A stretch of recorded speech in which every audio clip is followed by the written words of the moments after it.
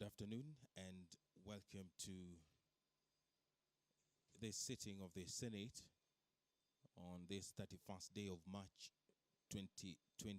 The senators have been on a 2-week recess, and this is one of the weekly sittings passed by this House that will take place for the next couple of weeks. This afternoon, the Division of Revenue Bill, National Assembly Bill number 3 of 2020 will be read for the first time. This bill is from the National Assembly. This broadcast is brought to you by the Parliamentary Broadcasting Unit in conjunction with the Kenya Broadcasting Corporation. The broadcast is available on Senate TV on Signet as well as KBC Channel 1. My name is Edward Kabasa. We'll continue taking a look at the order of business this afternoon. There will be a motion. The motion will be moved by the Senate Majority Leader, and it's on the comprehensive national response to the COVID-19 situation. That aware that the coronavirus, or otherwise known as COVID-19, has been declared a global health pandemic, resulting in unprecedented global health crisis that has now manifested internationally in over 184 countries and territories, with escalating numbers of new cases being reported, with over 700,000 confirmed cases and over 30,000 deaths worldwide.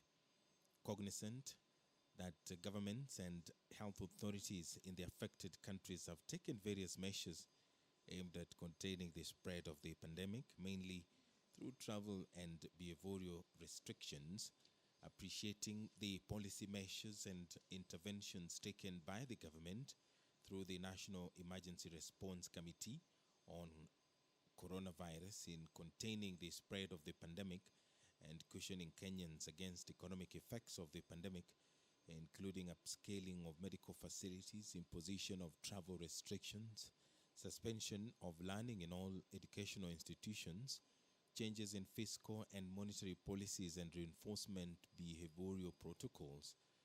Cognizant that health services and other services sectors key to the implementation of the pronounced policy measures and interventions are devolved functions.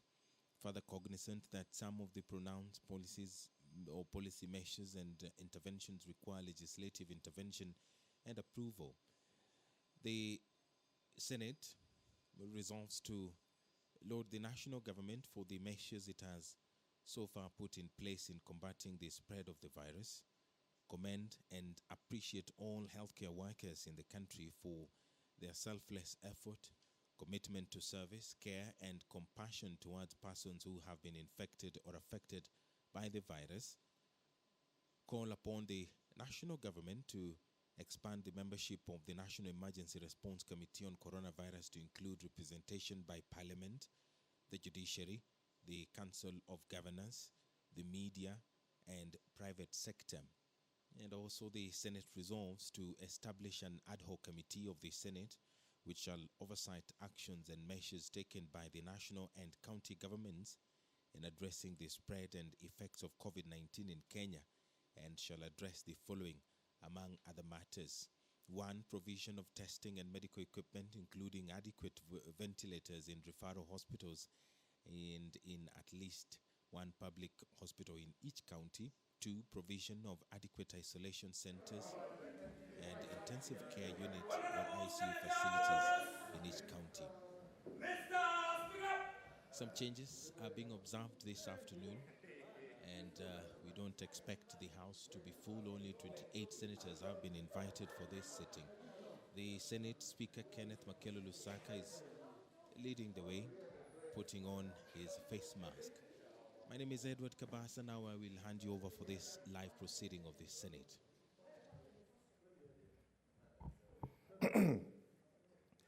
Let us pray.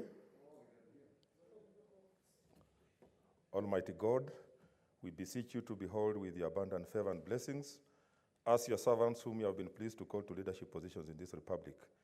We seek guidance to treat and consider all matters that shall come under our deliberation in so just and faithful a manner as to advance the peace, prosperity, and welfare of our country and of those whose interests you have committed to our charge. Amen.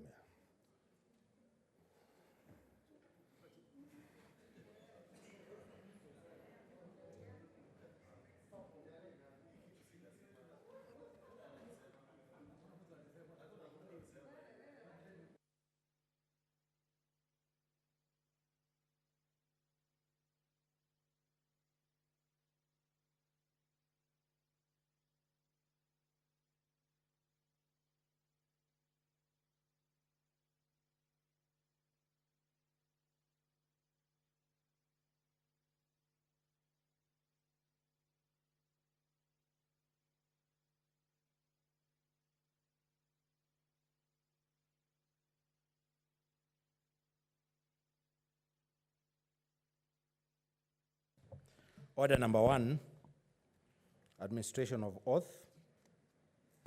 Order number 2, communication from the chair.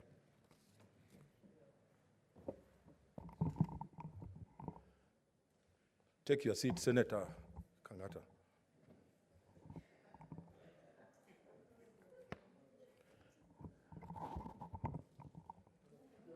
No, don't sit there.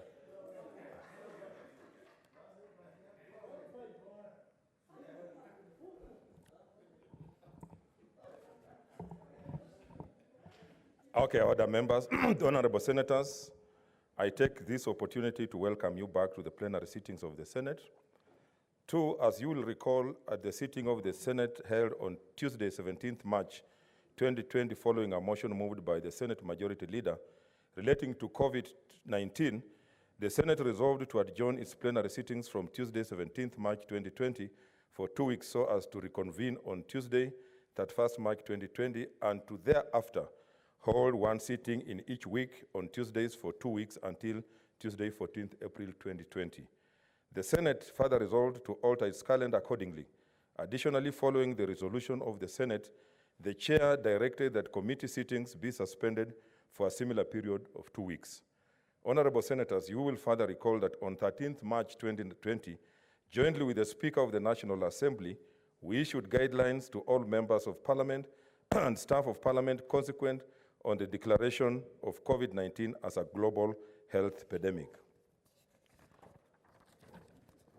Further to this, in order to facilitate the smooth flow of legislative business in Senate plenary and committee sittings starting Tuesday, 31st March 2020, and taking into account various measures that have been put in place by the government to combat the COVID-19 pandemic, it has become necessary that I issue guidelines to all senators and staff of the Senate to be applied henceforth until further notice.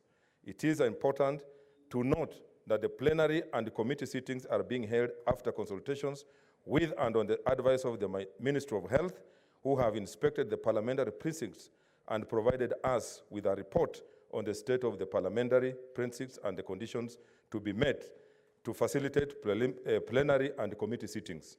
The following guidelines shall apply. 1, plenary sittings shall be held in the Senate chamber and shall commence at 2:30 p.m. and end not later than 4:30 p.m. This is to allow members and staff to travel and arrive at their places of residence before the 7 p.m. curfew. 2, in order to ensure appropriate social distancing and necessary preventive measures, A, the chamber has been reconfigured to seat a maximum of 28 senators only.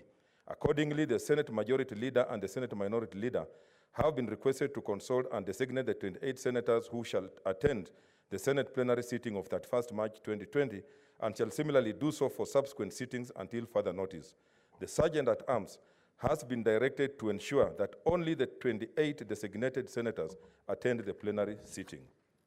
4, further through this, in order to facilitate the smooth flow of legislative business in Senate plenary and committee sittings starting Tuesday, 31st March 2020, and taking into account various measures that have been put in place by the government to combat the COVID-19 epidemic, it has become necessary that I issue guidelines to all senators and staff of the Senate to be applied henceforth until further notice. It is important to note that the plenary and committee sittings are being held after consultations. I think that is...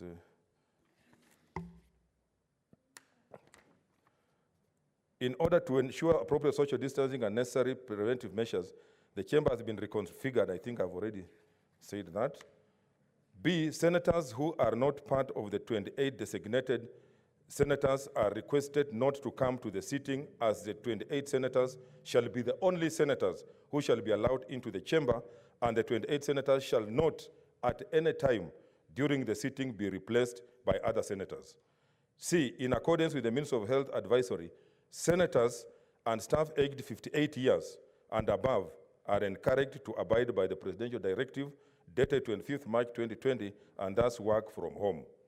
D, in accordance with the Ministry of Health advisory, immunosuppressed senators and staff and those with such chronic illnesses such as hypertension, diabetes, cancer, and HIV are encouraged to work from home as they are more at risk of contracting COVID-19. E, while in the chamber, the 28 senators shall use only the designated sitting spaces in the chamber and shall, while in the chamber, remain in their seats at all times. I want to repeat, because we have people, senators, who are very nomadic. So I think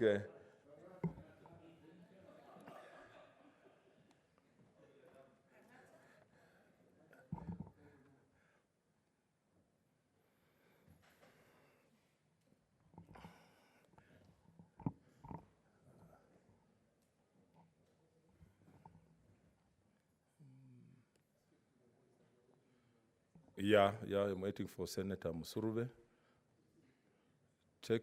Show her the seat. Okay. Yeah.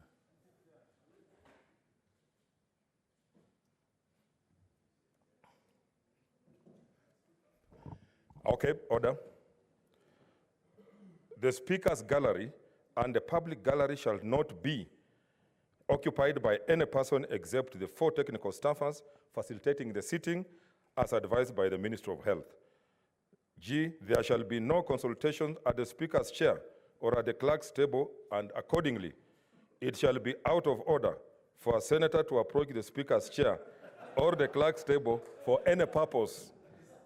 And H, senators shall, while entering and leaving the chamber, observe the social distancing requirement.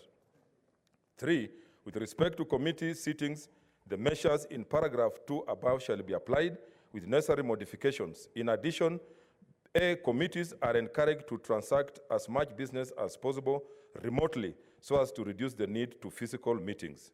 B, where it is absolutely necessary to hold a physical sitting of a committee, 1 committee sitting shall be held only in the Senate chamber or in the mini chamber.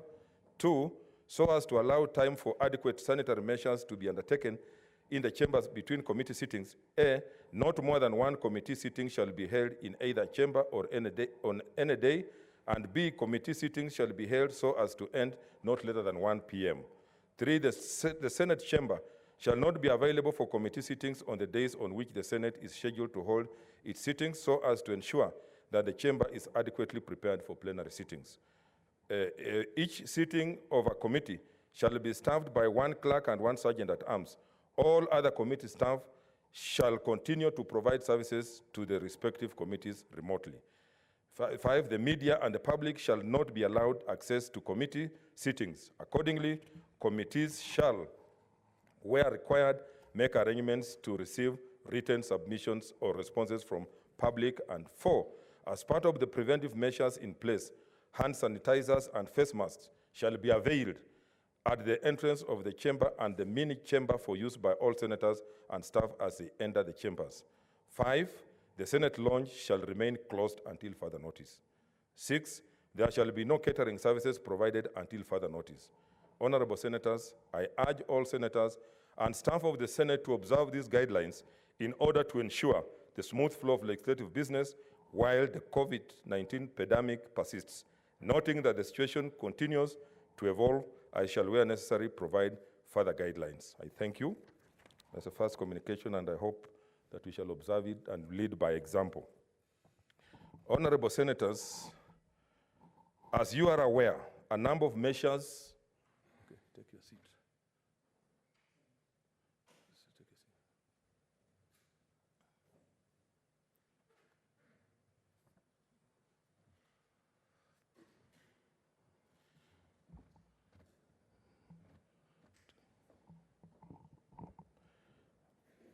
Honorable Senators, as you are aware, a number of measures have been taken by the various levels of government and by various state officers to contribute towards efforts to curb the COVID-19 pandemic in the country.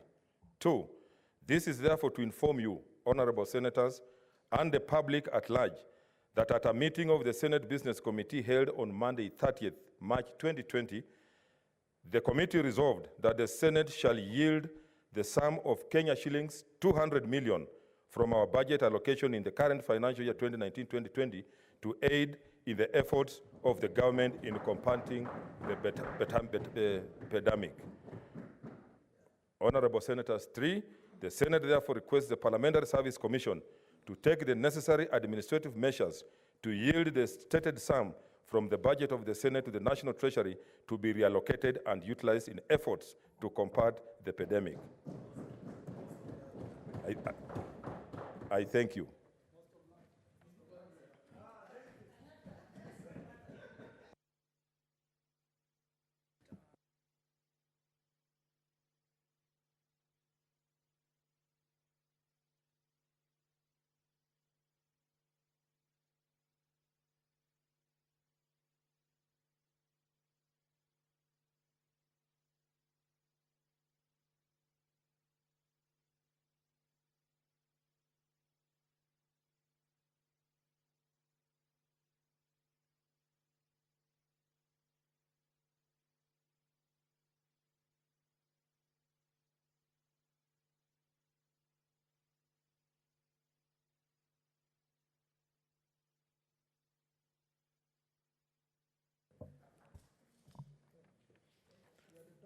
Order number 3, messages. Honorable Senators, message from the National Assembly on the passage of the Division of Revenue Bill, National Assembly Bill number 3 of 2020. Honorable Senators, I wish to bring to your attention the attention of the Senate that on Friday, 20th March 2020, pursuant to Standing Order number 41.3, the clerk delivered to me a message from the Speaker of the National Assembly regarding the passage by the National Assembly of the Division of Revenue Bill, National Assembly Bill number 3 of 2020. The message, which is dated 18th March 2020, was received while the Senate was on recess and was transmitted to all senators on 23rd March pursuant to Standing Order number 41.5. Further, pursuant to the said Standing Order, I now report the message. Pursuant to the provisions of Standing Orders 41.1 and 142 of the National Assembly Standing Orders, I hereby convey the following message from the National Assembly. Whereas the Division of Revenue Bill, National Assembly Bill number 3 of 2020, was published via Kenya Gazette Supplement number 17 of 9th March 2020 as a bill to provide for the equitable division of revenue raised nationally between the national and county government in 2020-2021 financial year. And whereas the National Assembly considered and passed the bill on Tuesday, March 17th, 2020 without amendments in the form attached hereto, now therefore in accordance with the provisions of Article 110(4) of the Constitution and Standing Orders 142 of the National Assembly Standing Orders, I hereby refer the said bill to the Senate for consideration. Honorable Senators, pursuant to Standing Order number 157, which requires that the bill which originates in the National Assembly be proceeded with by the Senate in the same manner as a bill introduced in the Senate by way of first reading in accordance with Standing Order number 139, I hereby direct that the bill be read a first time today, Tuesday, 31st March 2020. I thank you.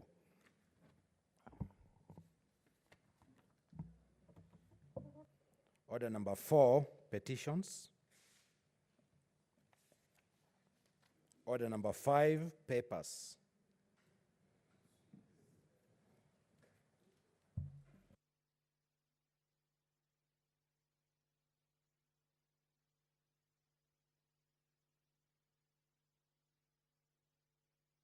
The leader of majority.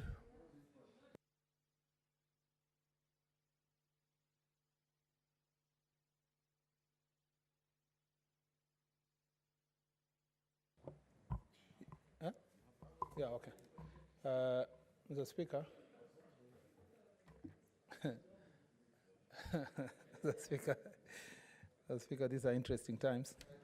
Mr. Speaker, I beg to lay the following report on the table of the Senate today, Tuesday, 31st March 2020. the report of the Mediation Committee on the County Government's Amendment Bill, Senate Bill number 11 of 2017, and B, report of Mediation Committee of the County Government's Amendment number 2, Bill, Senate Bill number 7 of 2017. I thank you, Mr. Speaker.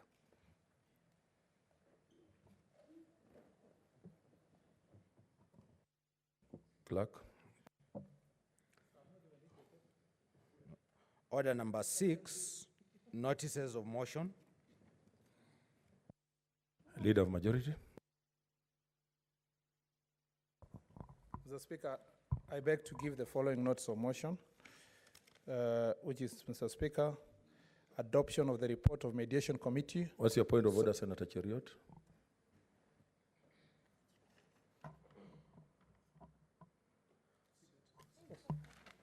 Leader, take your seat.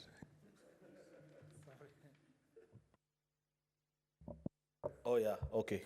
Mr. Speaker, apologies. I wouldn't wish to have interrupted the Leader of Majority as he moved this motion that has brought us to the House this afternoon. But there's an issue of great national importance that I wish to bring to your attention. And as Parliament, this is not an issue that I think we can either wish away or delay any further. I speak here with a very heavy heart, Mr. Speaker, that I want to bring to your attention the existence of two teams that are working at cross purposes in trying to serve our country during this very difficult time. Mr. Speaker, you will recall that you had earlier on, about 2 weeks ago, that information had been brought to this House of the existence of a number of us who had traveled out of the country. We came back on the 8th of March 2019, observed the Ministry of Health guidelines. For 14 days, they kept on calling and checking up on all the members of Parliament and the staff that had accompanied us on that particular trip. After the 14th day, which was on the 23rd of March 2020, Mr. Speaker, Ministry of Health gave us a clean bill of health, allowed us to resume our normal lives, but of course with caution, just as is expected of each and every one of us. But yesterday and today, I have received distress calls, Mr. Speaker, from members of staff of Parliament who had traveled with us on that particular trip. That there is a team from the OP referring to itself as a multi-agency team that is moving around and picking members of staff of Parliament from their houses and forcing them into quarantine at KISPS in Kasarani, Mr. Speaker. Upon receiving this information, we notified the clerk of the Senate, who's a secretary of a PSC, and they reached out to the Ministry of Health. And to our shock, Mr. Speaker, the Ministry of Health has made it categorically clear to us that they are not aware of any team that is supposed to be moving around and addressing citizens, picking them from their homes and setting them into isolation. As we speak this afternoon, Mr. Speaker, one of our staffers, their home is under siege. This particular team is before their house. They are insisting that they must go away with her and that, those are their instructions. Therefore, Mr. Speaker, this brings a very difficult issue which I want to seek your guidance on. First of all, as a member of Parliament, and also secondly, as a commissioner and chair of the staff welfare, who's in charge of the welfare of the staff of Parliament, Mr. Speaker, that if in going about their duties, of course they'll be exposed to one or any other hazards, but this is not the kind of hazard that they wish to be exposed to. The gentleman that they picked yesterday, Mr. Speaker, after religiously following the 14-day isolation guideline, was picked together with his wife and a young child of 4 months. They have been mixed together with people who have arrived in the country the last 3 or 4 days. Today is the second day. No test has been conducted on them. They have not even been allowed to access the bags that they came with from their house. Therefore, Mr. Speaker, I want to beg your indulgence. Either you give directions that the Minister for Interior and the Minister of Health, one, assures the country that there is only one center of command, and this being a health crisis, that this is an issue that is being handled very professionally by the Ministry of Health, and therefore asks those police officers to back off from this exercise. And second, and most importantly, is that they file a response with this House confirming to Parliament and by extension to the Republic of Kenya that there are no two teams that are working at cross purposes and therefore risking. If this confusion is allowed, Mr. Speaker, this is a very dangerous issue, because police officers are police officers. You saw what they were doing to people in Likoni. Devoid of the fact that we've been told to social distance, they are grouping people together. This can really get out of hand. Therefore, I request, Mr. Speaker, that you give proper directions on this particular issue before we proceed with the business of the day. Thank you, Mr. Speaker. Senator Linturi. Yeah, thank you, Mr. Speaker. I think, Mr. Speaker, I just want to weigh into what Senator Cheruiyot has just raised. And for... What's your point of order, Senator? Okay, there's still on a point of order. He's on a point of order. Yes, but he is out of order. Let him finish, then I give you an opportunity. We cannot wait. Huh? Proceed, Senator. Yes, Mr. Speaker, I rise to add to what Senator Aaron has just brought to this House, Mr. Speaker, because, Mr. Speaker, this House represents, or is a House composed of the representatives of the people of this country. And it is this House that can be able to bring up issues that are so pertinent to the people that we represent, that affect them on a daily basis, Mr. Speaker. And the fact that we are out there for the last 2 weeks, we've been able to note one or two things that are not correct. And Mr. Speaker, when we hear that police officers or the Ministry of Interior is going into the private homes of individuals who are suspected to have been traveled out and have been cleared by the Ministry of Health, Mr. Speaker, I'm left wondering, Mr. Speaker, because I don't think there is anybody that is immune to contracting this kind of a virus or a disease. And where they loiter in the night, who they interact with, we do not know. And where people have taken directions from the ministry and have decided to isolate themselves for 14 days, it is completely unfair. Mr. Speaker, time has come when we must make a decision and must get a report from those people that are behaving in this kind of a manner, because, Mr. Speaker, it is not correct, it is not right. We must make a decision, and the correct message must get out there that something has been done, and we must have one command center that has to deal with this kind of a situation. Okay, order, members. You know, we have very limited time. I want to make a ruling on what Senator Cheruiyot said and what Linturi said. This is a grave matter, and all of us are concerned as leaders. And any effort must be properly coordinated, because it's at such times that people take advantage even to produce fake sanitizers, fake masks, and people can even go arresting people for no reason under the guise of fighting corona. So I'm directing that the Ministry of Interior and the Ministry of Health present to my office within 2 days a report on the teams that are mandated to work on, to fight this coronavirus, so that we don't have two teams working at cross purposes. It is so directed. Senator Murkomen, proceed.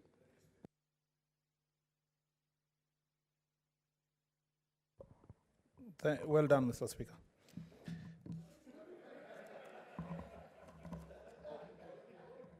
Mr. Speaker, I'm saying excellent. An excellent ruling by the Speaker. Mr. Speaker, I am speaking on behalf of the members. They are happy to know that you have made that determination, and we look forward to that, after which you will, in the usual manner, and particularly online, you will communicate the same information to all of us so that we know how to behave, and also to the Republic. Thank you, Mr. Speaker. Mr. Speaker, I beg to give the following notices of motion. First, Mr. Speaker, I give the notice of motion. One, the adoption of the report of the Mediation Committee on the County Government's Amendment Bill, Senate Bill number 11 of 2017, that the Senate adopts the report of the Mediation Committee on the County Government's Amendment Bill, Senate Bill number 11 of 2017, laid on the table of the Senate on Tuesday, 31st March 2020, and pursuant to Article 113 of the Constitution and Standing Orders 161.3 of the Senate, Standing Orders approves the mediated version of the bill. 2, Mr. Speaker, that the Senate adopts the report of the Mediation Committee on the County Government's Amendment number 2, Bill, Senate Bill number 7 of 2017, laid on the table of the Senate on Tuesday, 31st March 2020, and pursuant to Article 113 of the Constitution and Standing Orders 161.3 of the Senate, Standing Orders approves the mediated version of the bill. 3, Mr. Speaker, I give also the following notice of motion, that aware that the coronavirus COVID-19 has been declared a global health pandemic, resulting in the unprecedented global health crisis that has now manifested internationally in over 184 countries and territories, with escalating numbers of new cases being reported, with over 700,000 confirmed cases and over 30,000 deaths worldwide. Cognizant that the government and health authorities in the affected countries have taken serious measures aimed at containing the spread of the pandemic, mainly through travel and behavioral restrictions, appreciating the policy measures and interventions taken by the government through the National Emergency Response Committee on Coronavirus in containing the spread of the pandemic and cushioning Kenyans against the economic effects of the pandemic, including the upscaling of the medical facilities, imposition of travel restrictions, suspension of learning in all education institutions, changes in fiscal and monetary policies, and reinforcement of behavioral protocols. Cognizant that health services and other service sectors key to the implementation of the pronounced policy measures and interventions are devolved functions.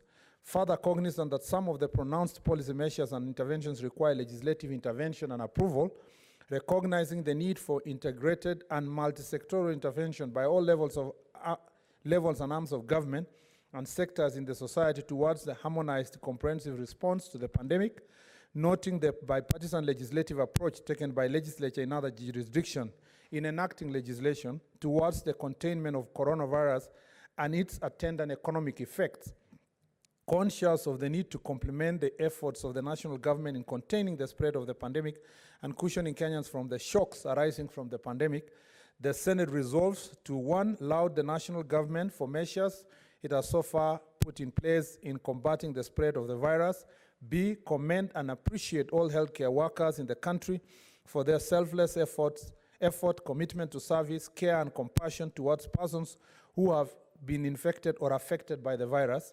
Call upon the national government to expand the membership of the National Emergency Response Committee on Coronavirus to include representation by Parliament, the Judiciary, the Council of Governors, the media, and the private sector. Establish an ad hoc committee of the Senate which shall oversight actions and measures taken by the national and county governments in addressing the spread and effect of COVID-19 in Kenya, and shall address the following among other matters: provision of testing and medical equipment, including adequate ventilators in referral hospital and at least one public hospital in each county, provisions of adequate isolation centers and intensive care units facilities in each county, measures to ensure continuous supply of food and other essential commodities at affordable prices, measures to enable learners in educational institutions to continue with their studies, measures to ensure protection, safety, and well-being of healthcare and other frontline workers, enhancement of capacity and flexible deployment of healthcare staff, financial assistance to vulnerable persons and groups, protection of residential and commercial tenants, establishment of stimulus package for the micro, small, and medium-sized enterprises, easing of legislative and regulatory requirements for doing business, measures to protect employees from retrenchment and job losses, uniform policies and procedures aimed at slowing and eventually stopping the spread of the virus.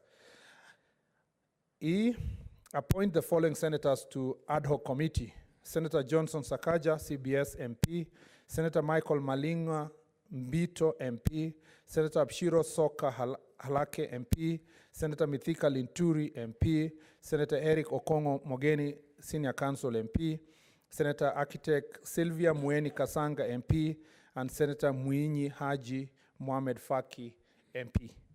and that the committee tables a progress report within 7 days, and thereafter tables a progress report on a weekly basis, and subsequently tables a final report within 6 months. I thank you, Mr. Speaker.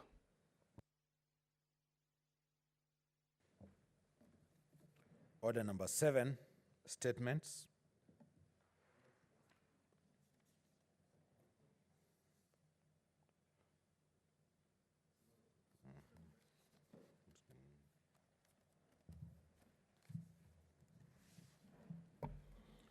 Order number 8, the Division of Revenue Bill, National Assembly Bill number 3 of 2020, a bill for an act of Parliament to provide for the equitable division of revenue raised nationally between the national and county governments in the 2020-2021 financial year and for connected purposes.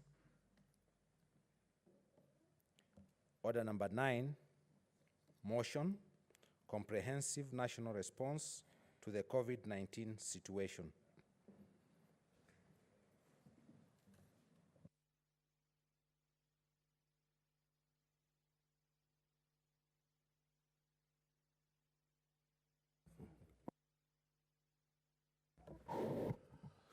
Okay, Honorable Senators, the Division of Revenue Bill, National Assembly Bill number 3 of 2020 has just been read a first time, and pursuant to Standing Order 140, I direct that it be committed to the Standing Committee on Finance and Budget.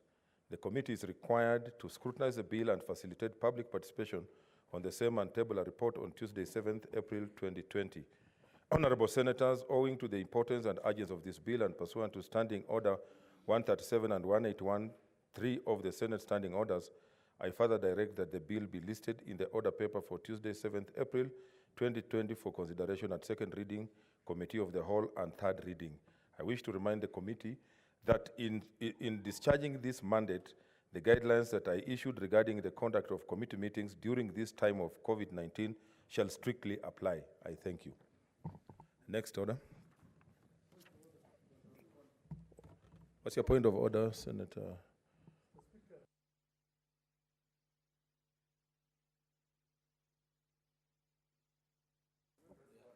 Mr. Speaker, because of the issue which is at hand and the motion which is coming, as a Committee of Health, there's a statement we wanted to give to the Senate and also the country, and the chairman is requesting that we be given that opportunity.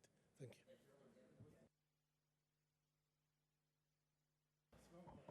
The chairman is...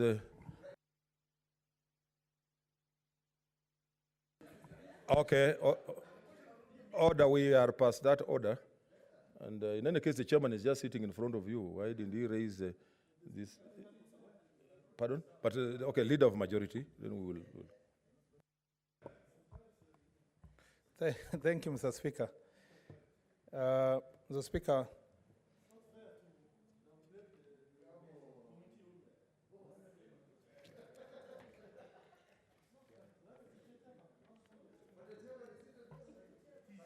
Mr. Speaker, Order, maybe before you contribute, once the motion is on, I'll give the chair an opportunity to say something regarding that. Leader of majority. This is not fair. Mr. Speaker, Senator Dr. Ali is a respected senator in this House, a medical doctor, and I delved into his CV yesterday, very impressed. So, Mr. Speaker, I know he will take the right time to address those issues. And it's important for all of us to move as a team. This is a very important motion. Mr. Speaker, I beg to move the following motion, which is that aware that the coronavirus COVID-19 has been declared a global health pandemic, resulting in an unprecedented global health crisis that has now manifested internationally in over 184 countries and territories, with escalating numbers of new cases being reported, with over 700,000 confirmed cases and over 30,000 deaths worldwide. Cognizant that the government and health authorities in the affected countries have taken serious measures aimed at containing the spread of the pandemic, mainly through travel and behavioral restrictions, appreciating the policy measures and interventions taken by the government through the National Emergency Response Committee on Coronavirus, NERC, in containing the spread of the pandemic and cushioning Kenyans against the economic effects of the pandemic, including upscaling of medical facilities, imposition of travel restrictions, suspension of learning in all education institutions, changes in fiscal and monetary policies, and reinforcement behavior protocols. Cognizant that health services and other services sectors key to the implementation of the pronounced policy measures and interventions are devolved functions, cognizant that health service and other service sectors key to the implementation of pronounced policy measures and interventions are devolved functions, further cognizant that some of the pronounced policy measures and interventions require legislative intervention approval, recognizing the need for an integrated and multi-sectoral intervention by all levels and arms of government and sectors in society towards harmonized comprehensive response to the pandemic, noting the bipartisan legislative approach taken by legislature in other jurisdictions in enacting legislation towards the containment of coronavirus and in attendant economic effects, conscious of the need to complement the efforts of the national government in containing the spread of the pandemic and cushioning Kenyans from the shocks arising from the pandemic, the Senate resolves to laud the national government for the measures it has so far put in place in combating the spread of the virus, commend and appreciate all healthcare workers in country for their selfless effort, commitment to service, care and compassion towards persons who have been infected or affected by the virus, call upon the national government to expand the membership of the National Emergency Response Committee on Coronavirus to include representation by Parliament, the Judiciary, the Council of Governors, the media and private sector, establish an ad hoc committee of the Senate which shall oversight actions and measures taken by the national and county government in addressing the spread of and effects of COVID-19 in Kenya, and shall address the following among other matters: provision of testing and medical equipment, including adequate ventilators in referral hospitals and in at least one public hospital in each county, provision of adequate isolation centers in intensive care unit ICU facilities in each county, measures to ensure continuous supply of food and other essential commodities at affordable prices, measures to enable learners in education institutions to continue with their studies, measures to ensure protection, safety, and well-being of the healthcare and other frontline workers, enhancement of capacity and flexible deployment of healthcare staff, financial assistance to vulnerable persons and groups, protection of residential and commercial tenants, establishment of a stimulus package of the micro, small, and medium-sized enterprises, easing of the legislative and regulatory requirement for doing business, measures to protect employees from retrenchment and job losses, uniform policies and procedures aimed at slowing and eventually stopping the spread of the virus, appoint the following senators to ad hoc committee: Senator Johnson Sakaja, CBS MP, Senator Michael Malinga Mbito MP, who is also the chair of the Health Committee, Senator Abshiro Soka Alake MP, Senator Mithika Linturi MP, Senator Eric Okongo Mogeni, Senior Counsel MP, Senator Architect Sylvia Mweni Kasanga MP, and Senator Muinyi Aji Mohamed Faki MP. And that the committee tables a progress report within 7 days, and thereafter tables a progress report on a weekly basis, and subsequent tables final report within 6 months. Mr. Speaker, I just wanted to first of all start by thanking you and thanking the Senate for taking this step, and particularly in its own wisdom, the Senate decided that we were meeting today and meet again next week on Tuesday, and thereafter we will determine the calendar of events. Mr. Speaker, there has been misconception out there, and it has gone to many members of the public, that Senate is no longer at work, that by virtue of not convening here, we are not working. Far from it, Mr. Speaker. And I want to say this because I want to demonstrate, Mr. Speaker, what other Senates and parliaments in the world have done, so that people can appreciate that, Mr. Speaker, this is not just confined to the Parliament of Kenya. It's a response to this pandemic, Mr. Speaker, which response is global. In Denmark, Mr. Speaker, in Denmark, the Parliament itself made, and the Speaker, like you did in your direction, made certain provisions that Parliament will not have more than 10 people, because there's a regulation, there's a provision in the whole country that not more than 10 people should be sitting in one place. So the Speaker made provisions that the Parliament should work and utilize online communication in all its deliberations, Mr. Speaker, and decision-making online, Mr. Speaker. Mr. Speaker, in France, the leader of opposition, the leader of the government side, or the spokesman of the government side, and Mr. Speaker, the spokesman of the opposition side, two of them only come to the House. And Mr. Speaker, take questions from their members and come and present to the House. And if they have a question to a minister, Mr. Speaker, Mr. Speaker, they designate a few members of parliament that are able at any given time to come and ask those questions. In Germany, Mr. Speaker, they reduced the quorum to 25%. And Mr. Speaker, again, changed the regulations and the rules. In Ireland, Mr. Speaker, they did exactly the same, reduced the quorum. But the interesting one is Sweden, Mr. Speaker, which has 349 members of parliament. Mr. Speaker, the Swedish parliament decided that they can only have 55 members participate in the chamber and in voting, Mr. Speaker, and making decisions. They reduced their Mr. Speaker, their quorum. The same has been done in Australia. The same in New Zealand, Mr. Speaker, where we borrowed this approach that we are having here. The New Zealand Parliament decided to close, and then they established, Mr. Speaker, an ad hoc committee like ours, whose responsibility, Mr. Speaker, was to deal with the issue of the epidemic. It's called an Epidemic Response Committee. And, Mr. Speaker, its role is to make sure that they collect all the information that Parliament needs and advise the Parliament itself so that then decisions will be made from time to time by a few members of Parliament. So I want to tell the nation that the first thing they need to appreciate is that we haven't abdicated our duty. In fact, most of these members of Parliament have been debating and contributing to the issues of COVID online. Mr. Speaker, even sometimes our debates have gone up to almost 2 a.m., Mr. Speaker, finding solutions, how best we should come to the House, what the Health Committee should do, what the Finance Committee should do. And, Mr. Speaker, most of those suggestions have led to this motion, Mr. Speaker, to your communication, and to many other decisions that are going to be made going forward. So Parliament and Senate, for that matter, is alive and is working, Mr. Speaker. In fact, I appreciate the fact that you directed the Finance Committee to continue working within the confines of your communication, Mr. Speaker, and ensure that they get public views on the issues that are related to, Mr. Speaker, to the division of revenue. Number two, Mr. Speaker, there is a feeling that if we form this committee, then it takes mandate of the standing committees. Mr. Speaker, that is far from the truth. The Health Committee has not been suspended.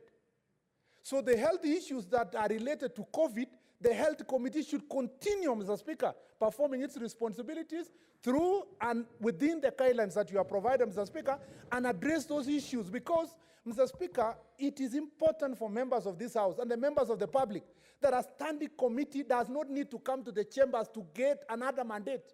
They got their mandate, Mr. Speaker, 2.5 years ago when that committee was established, Mr. Speaker.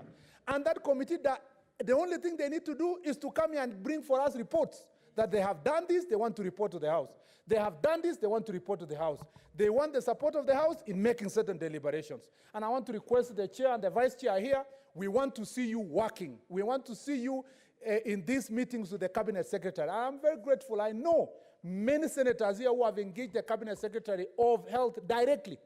And I want to say here, Mr. Speaker, that we want to appreciate Senator Mutahi Kagwe because of his receptive approach, Mr. Speaker. And I want to say without fear of contradiction, he has given a good name and good face to the House of the Senate, Mr. Speaker, that a senator and a former senator, Mr. Speaker, can be more receptive to a crisis that we are dealing with like this one.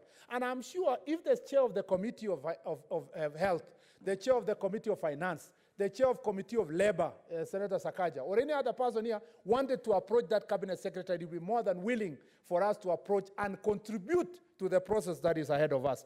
Those are the opening remarks, Mr. Speaker, I wanted to make so that when we are debating here, no one should imagine that, Mr. Speaker, this committee we are establishing is going to take over the responsibilities of any of the committees. Mr. Speaker, we are establishing another committee that, Mr. Speaker, precisely because we are unable ourselves as a whole House to sit and to think through the various legislative and policy interventions. But because we are able to contribute online, Mr. Speaker, we are able to contribute by calls. This committee will collate all our contributions, Mr. Speaker, with the contributions of other Kenyans, reduce some, Mr. Speaker, to motion, reduce others, Mr. Speaker, to a bill, and, Mr. Speaker, where necessary now, when we come back, either on Tuesday next week or the other sittings, Mr. Speaker, we will convene in this chamber and pass either the motion where need be, policy positions where there is need, Mr. Speaker, and also, Mr. Speaker, a bill where there is need. Number two, Mr. Speaker, even though we have formed this committee of 7, we want to encourage, Mr. Speaker, the National Assembly when they convene next week, and Mr. Speaker, I have reliable information in the public domain that they are going to convene next week, to similarly form a similar committee. And we utilize the standing orders of both houses, Mr. Speaker, for the 2 committees to have joint sittings. This is, Mr. Speaker, a moment of crisis. It's not a moment for us to demonstrate supremacy battles, that we have an upper house or a lower house, that, Mr. Speaker, we have a more superior house, we have a more superior team than the other. We have just initiated a process, and we have said, Mr. Speaker, to our brothers in the National Assembly, so that we have one united, joint position on the issues that are affecting the people of Kenya that, Mr. Speaker, we can pass together in form of legislation or, Mr. Speaker, in form of policy, Mr. Speaker. I request that the leader, and I will consult with the leader of majority in the National Assembly, so that, Mr. Speaker, they can form a similar committee, Mr. Speaker, and once the similar committee is made, they can have a joint sittings, and whatever bill they are going to bring, Mr. Speaker, we pass together. I had the privilege with Senator Mutula, Senator Orengo, and I don't see the others who are here. I think a few of us have remained, Mr. Speaker, whom we were selected to be in a joint committee to deal with the election matters, electoral issues, Mr. Speaker, across the country. That committee had members between this House and the National Assembly. And I'm very proud of the work we did in the election laws. And, Mr. Speaker, if that joint, Mr. Speaker, process is applied, we are going to achieve a lot as Parliament. Number 3, Mr. Speaker, I want to suggest a few things that, Mr. Speaker, the committee should be able to look at. The committee, Mr. Speaker, should be able to look at ways and measures, as the motion says, of cushioning Kenyans from the impact of this very serious pandemic. And in that case, Mr. Speaker, they must have broad-based stimulus package that will capture the needs of the people of Kenya, that will capture, Mr. Speaker, the desires of the poor of the poor. Mr. Speaker, I said last time when I moved a motion, if we are not going to guarantee food to Kenyans, Mr. Speaker, if we are not going to guarantee food to Kenyans in, Mr. Speaker, Mathare slums, they will walk to Mudaika and get food for themselves, Mr. Speaker. If we are not going to guarantee food for Kenyans who are living in Kibera, Mr. Speaker, they will walk on foot, Mr. Speaker, to Karen, and they will get food for themselves. Mr. Speaker, you saw that in Italy, you saw that in other parts of the world, Mr. Speaker, that are already these measures that are being taken, which are important to make sure that we contain the disease in terms of a lockdown, Mr. Speaker, are having other counter, Mr. Speaker, repercussions, which include, Mr. Speaker, the fact that people are lacking food to eat. So this committee should work together and come with us with the measures to ask themselves, how best are we going to contain the spread of coronavirus, Mr. Speaker, COVID-19, and at the same time guarantee, Mr. Speaker, that there is food. In doing so, we must, Mr. Speaker, listen to various voices. Mr. Speaker, I have read, Mr. Speaker, contributions of one David D., Mr. Speaker, a person I never agree with politically, but, Mr. Speaker, we must be able to listen to proposals that various Kenyans are going to give. I have read, Mr. Speaker, there's a citizen from my county called Cherotich Sehi, Mr. Speaker, very serious critique of myself and who never supported my political views. But, Mr. Speaker, we have had many discussions with her, Mr. Speaker, about what are some of the measures, because she was Mr. Speaker, she worked in an emergency situation in Ebola in other parts of the continent, Mr. Speaker. We must listen to these people we don't even agree with. We must give them an opportunity to give all these proposals for us. And I have read some of these proposals are very interesting, Mr. Speaker, especially when we say we must deal with how do we ensure that we have cash transfer. What's your point of order, Senator? Mr. Speaker, I'm sorry, I did not want to disrupt. Press your. Sorry. Can the minority whip from the other side behave, Mr. Speaker? He's speaking across every time instead of addressing the chair. Mr. Speaker, while I don't want to disrupt the good flow of the majority leader, but we came here to also contribute to this debate. Could you give the majority leader some time so that others can also contribute? Because if he continues like this, we will not have any time to talk. Thank you. Okay, what he's saying, majority leader, is that compress your. Mr. Speaker, I haven't even started moving the motion. You know, I only read the motion. I haven't even moved. But we have discussed with the Speaker, and I'm cognizant of the fact that I can't use the 1 hour. I will use maybe a further 15 minutes, Mr. Speaker. And Mr. Speaker, we have also discussed with the person replying, so that he can use only up to 10 minutes, then the others can contribute. This is, and to mitigate this situation, Mr. Speaker, I am not going to reply to the motion, Mr. Speaker. To the contrary, I'll give my deputy to reply, so that at times she would have done to contribute, she will do the reply. So, Mr. Speaker, can I proceed? But you cannot take 15 minutes. Take maybe, so that other people also have an opportunity. Okay, Mr. Okay. Senator Sakaja. Yes, Senator Sakaja. Thank you, Mr. Speaker. Mr. Speaker, cognizant of the fact that the leader of majority does have some special provisions in terms of time. This sitting is ending at 4:30, in 1 hour. Mr. Speaker, I ask that you give directions in terms of how many minutes each member will take, even after the leader, who I know will soon finish. Otherwise, if we are 30 members and we have only 1 hour, you know, 60 minutes, it is 2 minutes per person, Mr. Speaker, then there will be no contribution. If not, Mr. Speaker, the leader of majority and the leader of minority can agree on a set number of members to contribute. Otherwise, we will not make any meaningful contribution with it 1 hour, because we have 1 hour. In 2 minutes, you can say nothing. In 3 minutes, you can say, you really say nothing of note. Senator Mutula, Jr.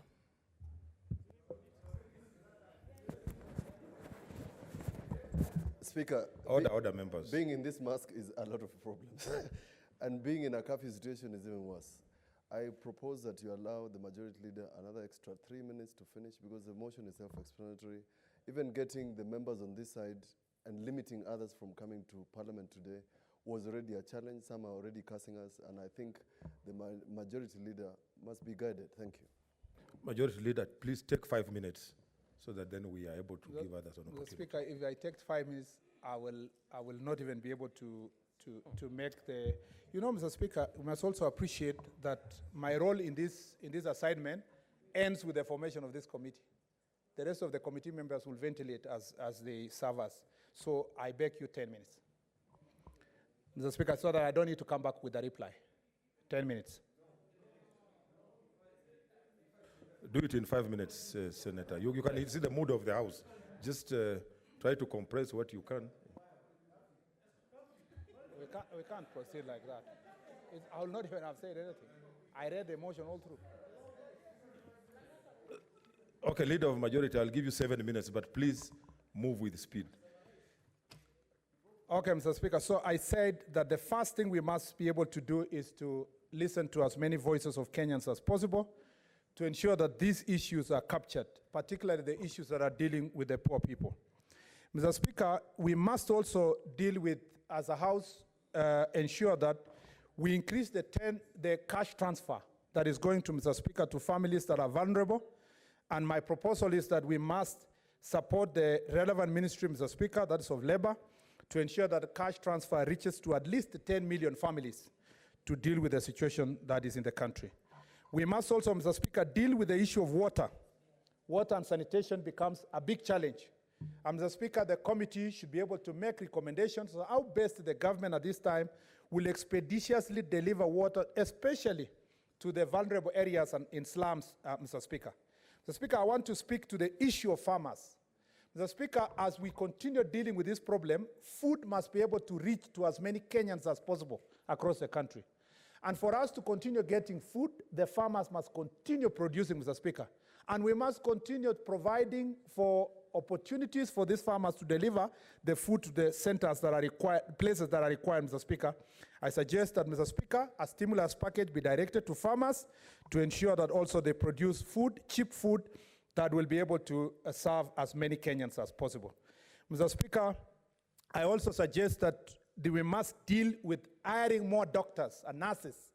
Mr. Speaker, we have a big problem.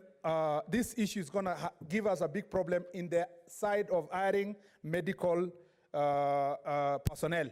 And Mr. Speaker, the resources that have been put for this emergency should go towards hiring more medical personnel, Mr. Speaker, even if it means in a contract for 2-3 years.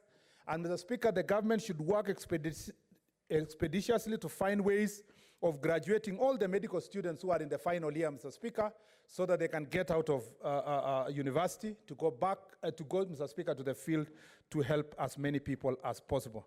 Mr. Speaker, we must also think about creating and establishing field medical centers like the ones we saw in Nigeria, Mr. Speaker, where they converted Stadia to field medical centers. And Mr. Speaker, we should have at least 4 field medical centers in Nairobi to be able to deal with this situation. And we can have Kasarani, we can have Nyayo, we can have City Stadium, Mr. Speaker, and maybe Kamtoyoyo or any other place that will be designated by the relevant committee. Mr. Speaker, we must also find ways of incorporating matters of mental health. Many people are suffering, Mr. Speaker, for being told you are going to be confined in one space in the house. Some didn't even have good relationship among themselves, Mr. Speaker. Some, Mr. Speaker, are finding it difficult to think about what will happen to their children when the food they have comes to an end. Psychosocial support must be, Mr. Speaker, ingrained in this very important venture.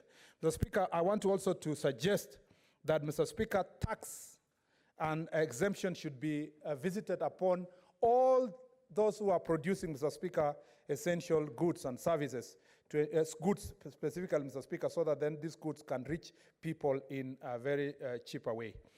Mr. Speaker, I want to also say that we want coordinated and joint communication, Mr. Speaker. Just like you said and Senator Aaron said earlier, we want to ensure that communication that goes to the public is joint, accurate. But, Mr. Speaker, it is not also time to suspend. We are not suspending, Mr. Speaker, human rights. We are not also suspending freedom to communicate. Mr. Speaker, I saw one member of parliament was invited to write a statement for, Mr. Speaker, postulating that the numbers could reach 10,000, Mr. Speaker, by May. And the next day, the ministry announced that the numbers could reach 10,000 by May.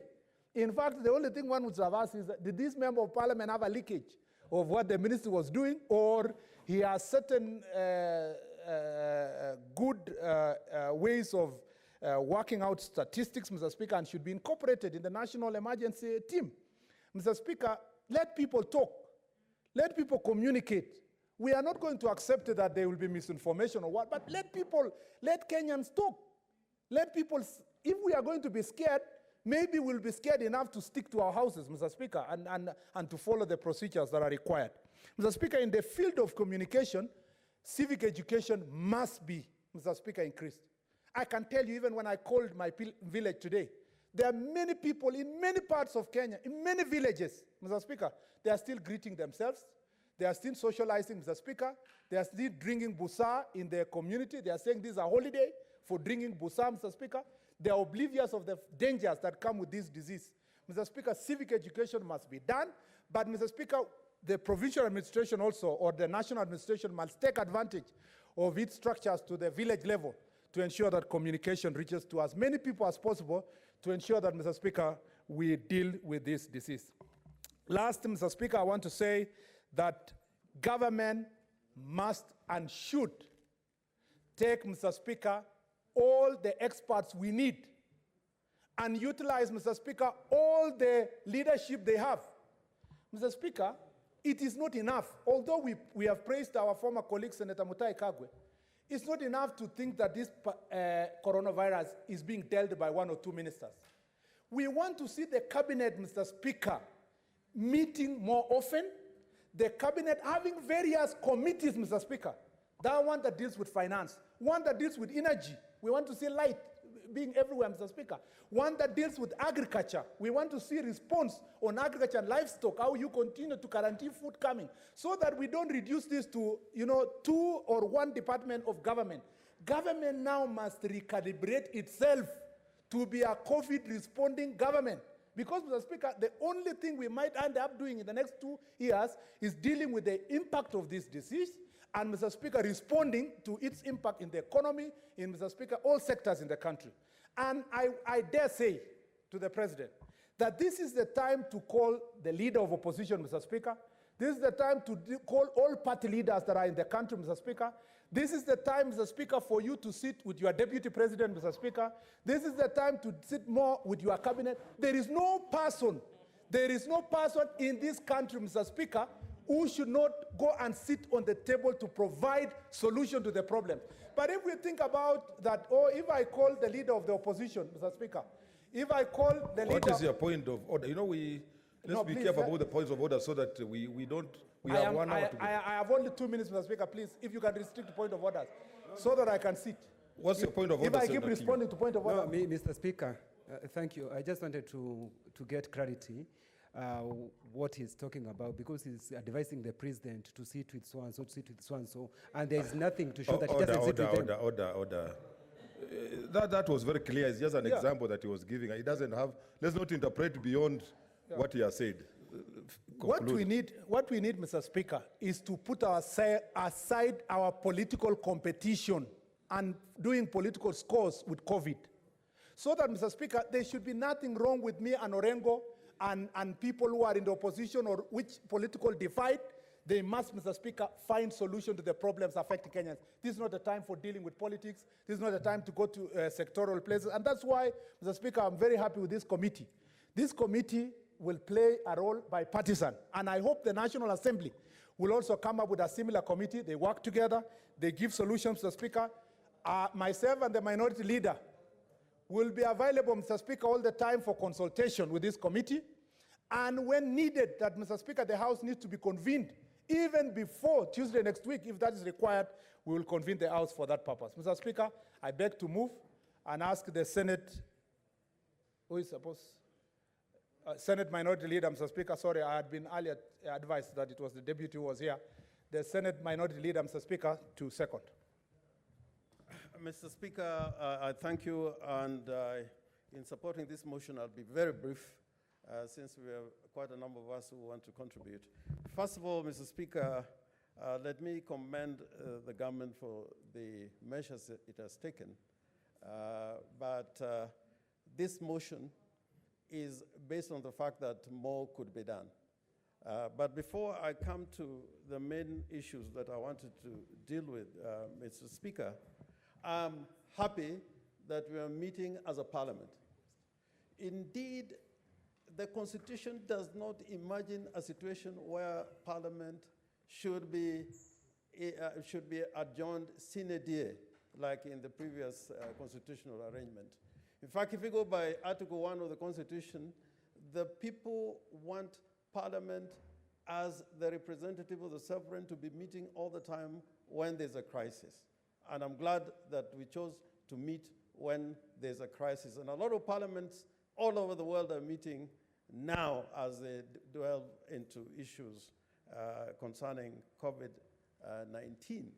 Mr. Speaker, what it requires of us is now to think more innovatively about our standing orders. And I hope that after this, we'll begin to incorporate in our standing orders situations where Parliament cannot meet in plenary, like if there's a war situation or there's an emergency like the one we have now, how can we do the things that we must do without necessarily meeting in plenary or without necessarily meeting in the various committees. Therefore, I do think that this is an important statement, because out there people are saying, you know, members of parliament are not meeting. They're not being seen. And you have seen in the United States of America, Donald Trump's his numbers are going higher because they can see him dealing with the problem, whereas the man in the opposition is not being seen because he is not part of the conversation that is going on. And for that, I also want to commend Senator Mutai Kagwe And I hope the press would be referring to him as senator, because that title never goes away. Never goes away. Mr. Speaker, the other point that I wanted to make is that this crisis, whatever the magnitude of the crisis, it should not take away our human rights.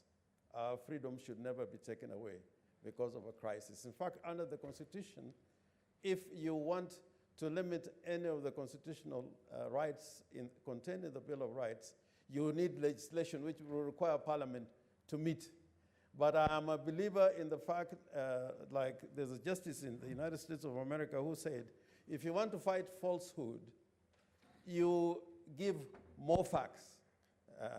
Like in the situation where, a member of Parliament was arrested, it was simply, you resolve it just by talking about the factual situation instead of arresting the person. It's an easier way of resolving that problem. So I hope the state will continue to give more information as we go on fighting with this crisis. And for this, I want to commend the health workers, the doctors, the nurses, and even the police. And I want to appeal to the government that the police, being fast responders, they should make sure that when they go into a situation, they also don't risk their lives. They don't risk their health. Because in New York, we are told that many members of the New York Police Department are either reporting sick, and I think 1 or 2 of them have died from the virus. And the way the police are being exposed without protection is also part of a problem. They should have proper protection, just like our health workers should have proper protection. And in order for us to be able to do that, we need to plan for the worst.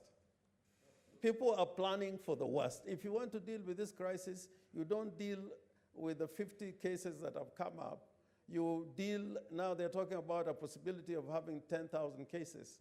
I think we should be talking about the need to have equipment and facilities even to deal with 100,000 or even more. Because if you look at the figures that are coming up in Northern Africa and South Africa, we cannot say the situation is going to be better, because it's going to be worse before it can get better, like a lot of people are saying.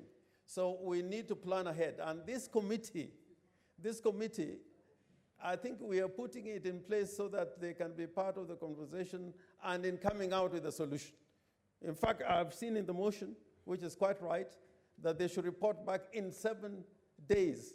And we're hoping that when they report in 7 days, they are going to come out with measures, concrete measures, as a parliament, which we can put forward to the nation, that this is what the Senate, has come out with in terms of solutions. Point of order. Point of order. Just one minute. What's your point of order, Senator Kangata?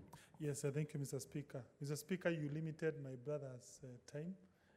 I propose that you now give directions, not only to my brother Orengo, but for every other speaker. And I propose maybe 5 minutes. I will give that direction. Just be patient. Okay, thank you. Senator. Yeah, in fact, I know that I have about an hour. I will not get anywhere near that 1 hour. And seeing the mood of the House, everybody should really be hard on this issue. So all I'm saying is that let us plan for the worst, because the situation is going to get worse before it can get better. But there are immediate steps which should be taken, because if you're telling people not to go to their workplaces in the times they normally go to work, or probably there's going to be a lockdown, you have to plan for that lockdown. How are people going to eat? So that what is contained in this motion about making preparations of providing food for the most disadvantaged people, that must be in our plans now. Because a lot of people you've heard in the streets, they're saying, if we don't go to work, you don't go to the market, what are we going to eat? In places like Nairobi, we're telling people to wash their hands. I'm sure Honorable Sakaja, Senator Sakaja, must be the busiest, and I've seen you, the work you're doing in Nairobi together with your delegation. When you tell people to wash their hands, we must make sure that water is getting to where the populations are. In Kibera, in Madare, let us see the water and sanitizers, and also in the counties. And finally, Mr. Speaker, we may need to rework the budget. The focus of this fight against the coronavirus should actually be county-based. It's going to be more effective if it is done at the level of counties, so long as it's properly managed.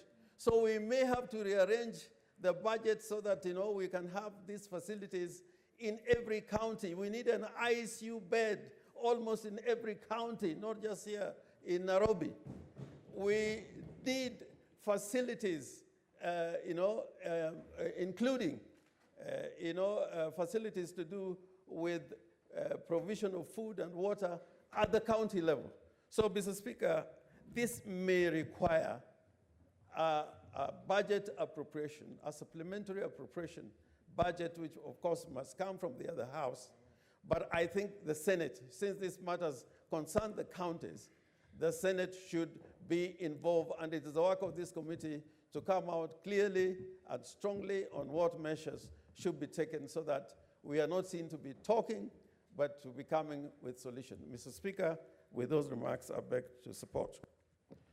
Honorable Senators, I now propose a question, which is that the coronavirus, COVID-19, has been declared a global health epidemic, resulting in an unprecedented global health crisis that has now manifested internationally in over 184 countries and territories, with escalating numbers of new cases being reported, with over 700 confirmed cases and over 30,000 deaths worldwide.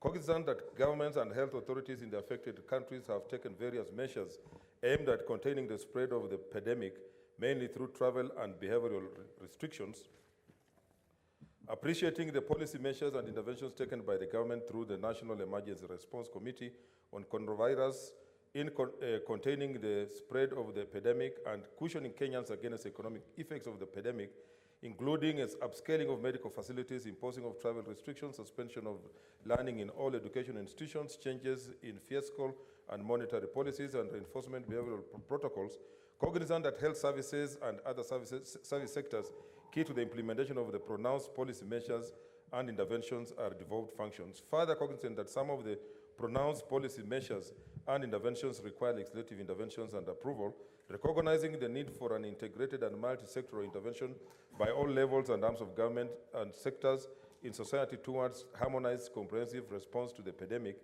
noting the bipartisan legislative approach taken by the legislatures in other jurisdictions in enhancing legislation towards the containment of the coronavirus and its attendant economic effects, conscious of the need to complement the efforts of the national government in containing the spread of the epidemic and cushioning Kenyans from shocks arising from the epidemic.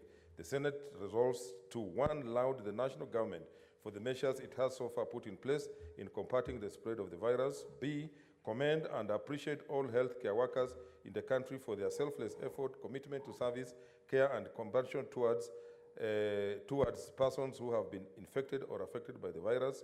C, call upon the national government to expand the membership of the National Emergency Response Committee on Coronavirus to include representations by Parliament, the Judiciary, the Council of Governors, the media, and private sector. D, establish an ad hoc committee of the Senate which shall oversight actions and measures taken by the national and county governments in addressing the spread of the effect of COVID-19 in Kenya, and shall address the following among other matters. 1, provision of testing and medical equipment, including adequate ventilators in referral hospitals and in at least one public hospital in each county. 2, provision of adequate isolation centers and intensive care unit, ICU facilities in each county. 3, measures to ensure continuous supply of food and other essential commodities at affordable prices. 4, measures to enable learners to education institutions to continue with their studies. 5, measures to ensure protection, safety, and well-being of healthcare and other frontline workers. 6, enhancement of capacity and flexible deployment of healthcare staff. 7, financial assistance to vulnerable persons and groups. 8, protection of residential and commercial tenants. 9, establishment of stimulus package for micro, small, and medium-sized enterprise. 10, easing of legislative and regulatory requirements for doing business. 11, measures to protect employees from retrenchment and job losses. 12, uniform policies and procedures aimed at slowing and eventually stopping the spread of the virus. E, appoint the following senators to the ad hoc committee. 1, Senator Johnson Sakaja, CBS MP. 2, Senator Michael Malinga Mbito, MP. 3, Senator Abshiro Soka Halake, MP. 4, Senator Mithika Linturi, MP. 5, Senator Eric Ogong Omogeni, Senior Counsel, MP. 6, Senator Architect Sylvia Moini Kasanka, MP.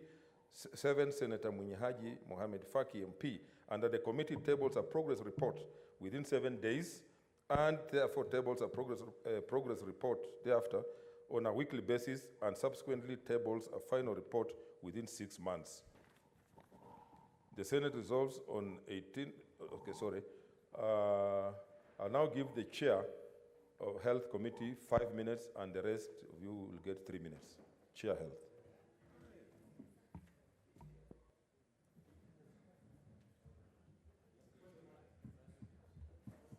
What's your point of order, Senator Ledama?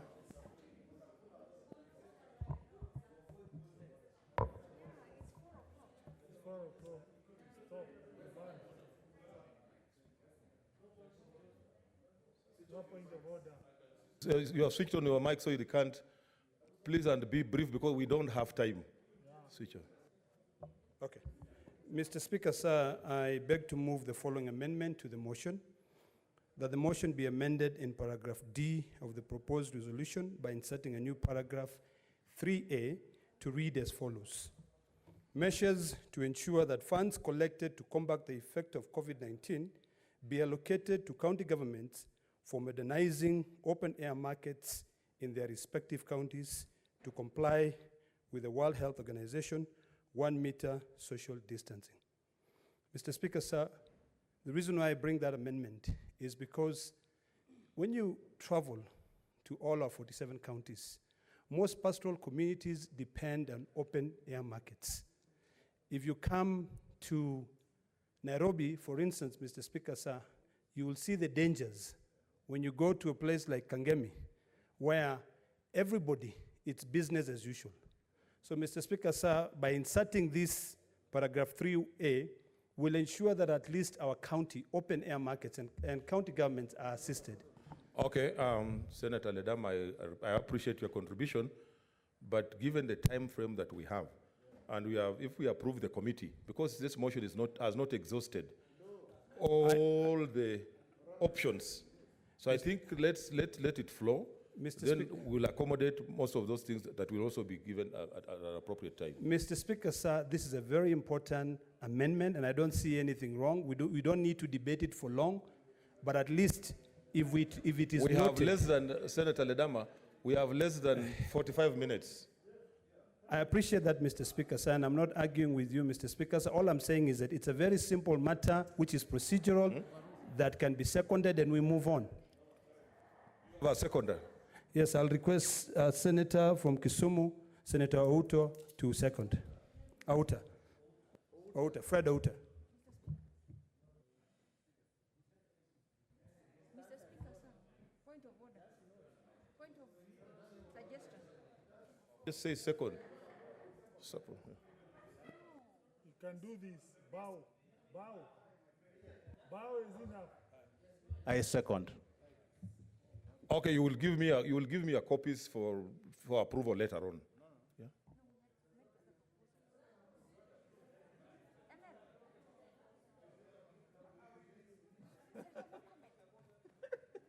We have so many other suggestions.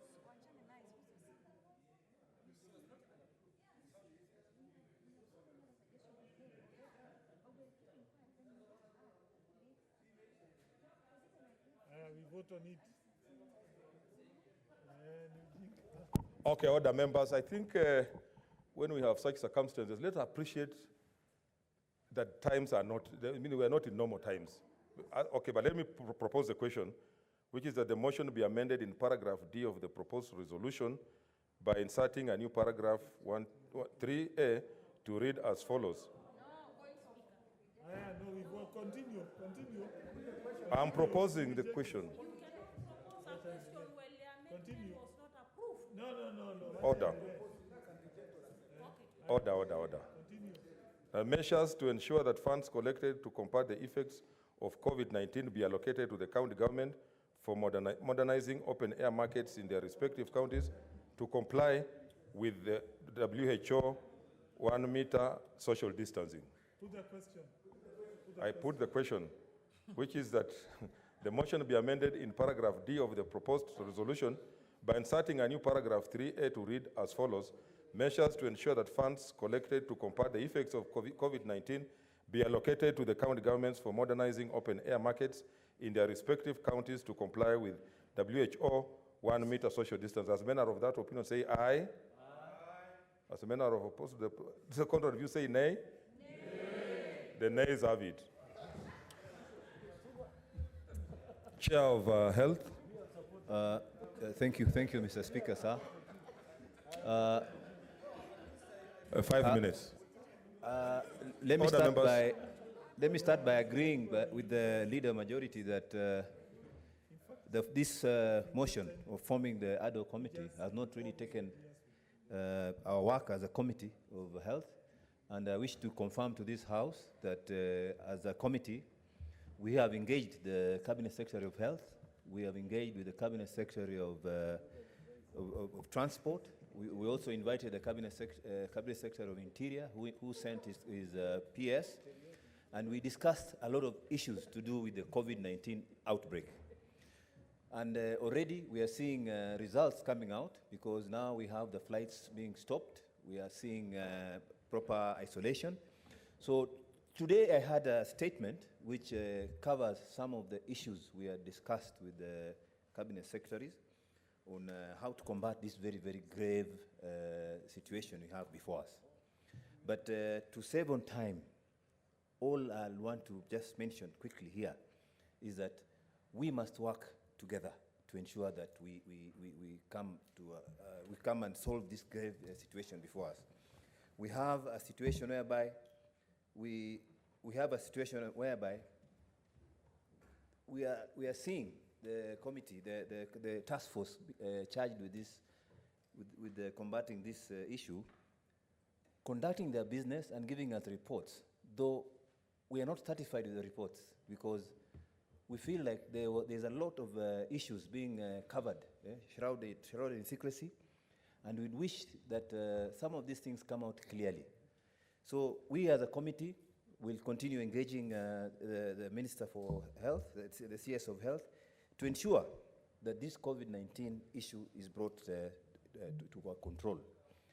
Mr. Speaker, sir, we've seen that a lot of efforts are being put towards purchasing test kits, purchasing PPEs, protecting clothing, and all.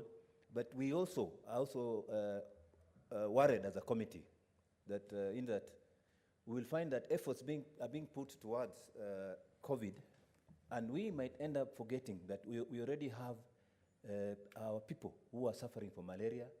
We also have HIV patients. We also have TB patients. We want to make sure that as we move towards controlling this situation of COVID, we don't ignore this very, very important section of our people. Because as you know, during the Ebola crisis, we found that there were more deaths that occurred due to malaria than to Ebola itself. So we should, as we look at controlling COVID, we should not forget that we also have the other issues. On the issue of procurement, we are not satisfied as a committee. We really want to know that what this money that we are contributing, including the 200 million the Senate has given today, what exactly is it being put into? Yeah? What are we purchasing? How many test kits are we purchasing? We know there's a very big shortage of test kits, but we also want to know the few test kits we have. How are we using it? Because we are busy isolating people, but are we testing them? Because if we don't test after isolating, then there's very little we are doing team. So those are the issues that we really wanted to share with the Senate and also share with the Ministry of Health, that we will continue pushing them to want to know that this procurement, these donations from the World Bank, we want to know that the money is being put to good use and we are distributing the equipment and the kits to the right places, to the hotspots. So with those few comments, I thank you, Mr. Speaker. Senator Malala. Thank you, Mr. Speaker. Mr. Speaker, I stand to support this motion. And first of all, to commend the national government together with the county governments in trying to put measures, trying to curb the spread of COVID-19, Mr. Speaker. Mr. Speaker, as we congratulate the national government, we would like to encourage them to ensure that they keep the common mwananchi at heart, Mr. Speaker. Mr. Speaker, I was disturbed by the manner in which the dusk to dawn curfew is being implemented, Mr. Speaker. Mr. Speaker, we've seen hordes of police officers harassing, beating up citizens of this country, Mr. Speaker. Mr. Speaker, as far as we want to implement these directives, let us implement these directives in the confines of our Constitution, Mr. Speaker. Mr. Speaker, I want to support Honorable Murkomen on the issue of expanding the National Emergency Response Committee on COVID-19. Mr. Speaker, it is very important for us to expand that team and include legislators, Mr. Speaker. We need to have a representative of the Senate and a representative of the National Assembly on that committee, because the resolutions of that committee, Mr. Speaker, must be legislated. The policies that are going to be proposed in that committee must come to this House of these honorable members to be considered, Mr. Speaker. Mr. Speaker, as we do this, Mr. Speaker, I'll also want us to prepare for the worst. The Ministry of Education, the Ministry of Health, Mr. Speaker, has made projections that at the end of April, we might have 10,000 cases, Mr. Speaker. Mr. Speaker, this is a point that we need to concentrate on and ask ourselves. I would like to encourage the ad hoc committee that is being formed. Kindly focus on the counties. As we know, health is a devolved function, and we are mandated as senators to protect the interests of our counties. I would also like to encourage the County Assembly Forum, which had suspended sittings of county assemblies indefinitely. I want to encourage them to consider that decision. Let the county assemblies reconvene and do supplementary budgets, Mr. Speaker, so that they can cater for those vote heads that they are not going to use before June, Mr. Speaker. We are going to have so many monies being returned to the Treasury just because some of the county assemblies have not done supplementary budget. And therefore, Mr. Speaker, I want to encourage county assemblies to reconvene and consider doing supplementary budgets so that we can absorb the monies meant for devolution. Your time is up. Senator Sakaja.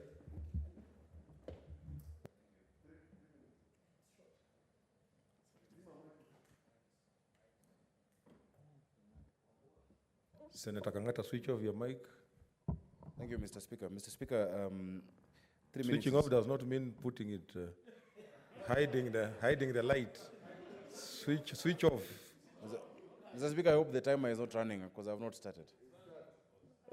Mr. Speaker, Senator Kika is telling me to start, but that is not her work. Indeed, as Senator James Orengo has said, this is a time for leadership.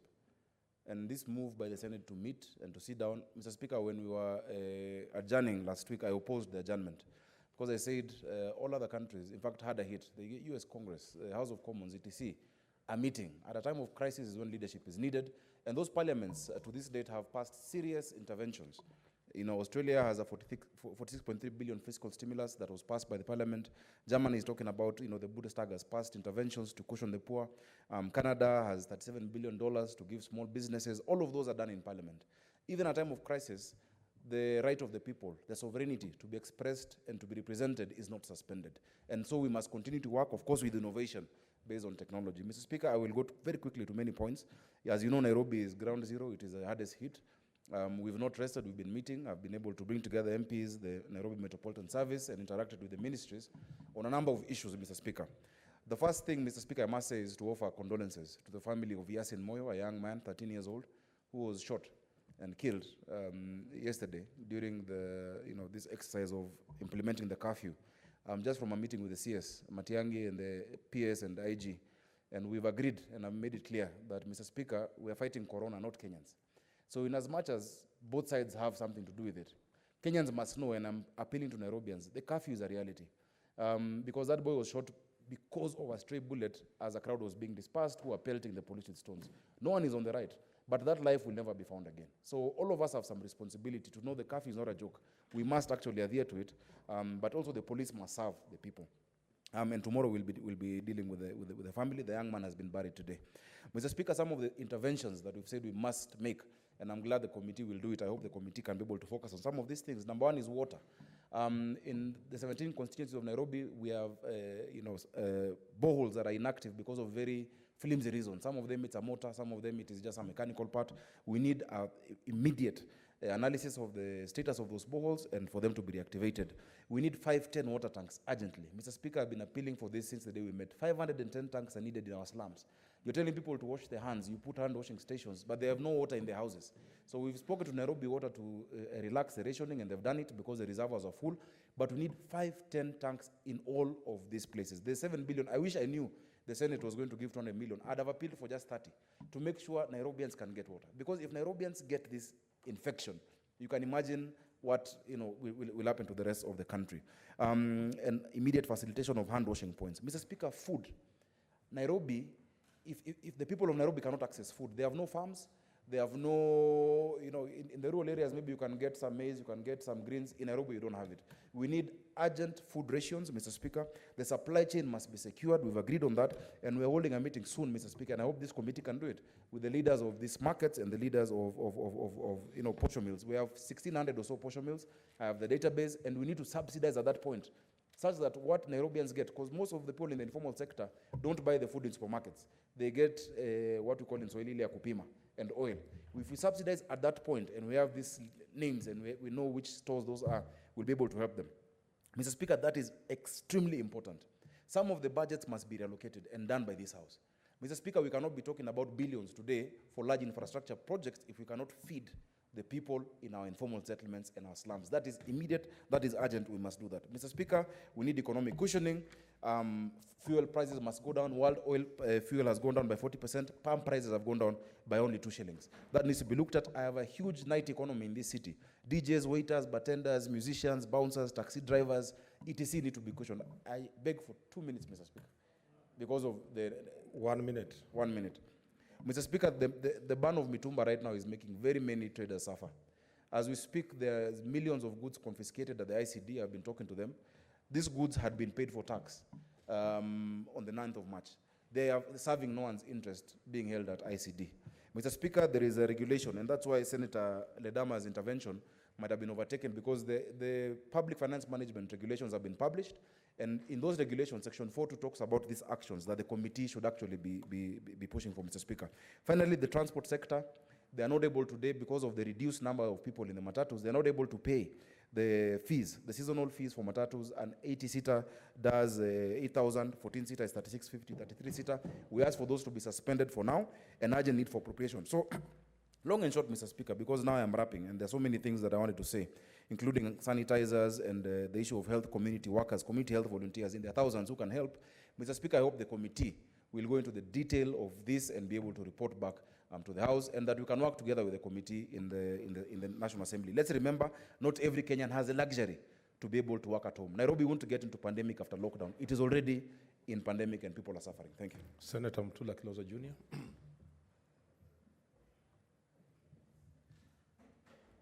Point of order.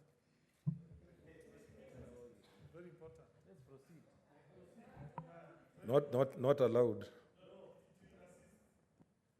No. Allow me to proceed. Senator, proceed.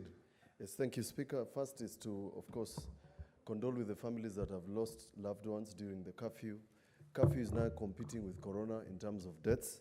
In fact, curfew is now leading. Second, Mr. Speaker, for the first time, the narrative must change, because Kenyans are now getting the disease. The epidemiology shows that it's no longer the people who traveled abroad that have the disease is now communicated between person to person, and therefore the message must change, that we must clean our knobs, we must clean our tables, we must clean our doors, we must clean every place where everybody is touching. Secondly, Mr. Speaker, we must get to a place, the ministry doesn't want to communicate, but we must get to a place where everybody is wearing a mask, like South Africa. We must get EPZ. I saw a clip about the county Kitui producing masks. I don't know how true that is, but the president and the government, and through Mutai Kagwe, we must find a method where cloth masks are available because they can be cleaned.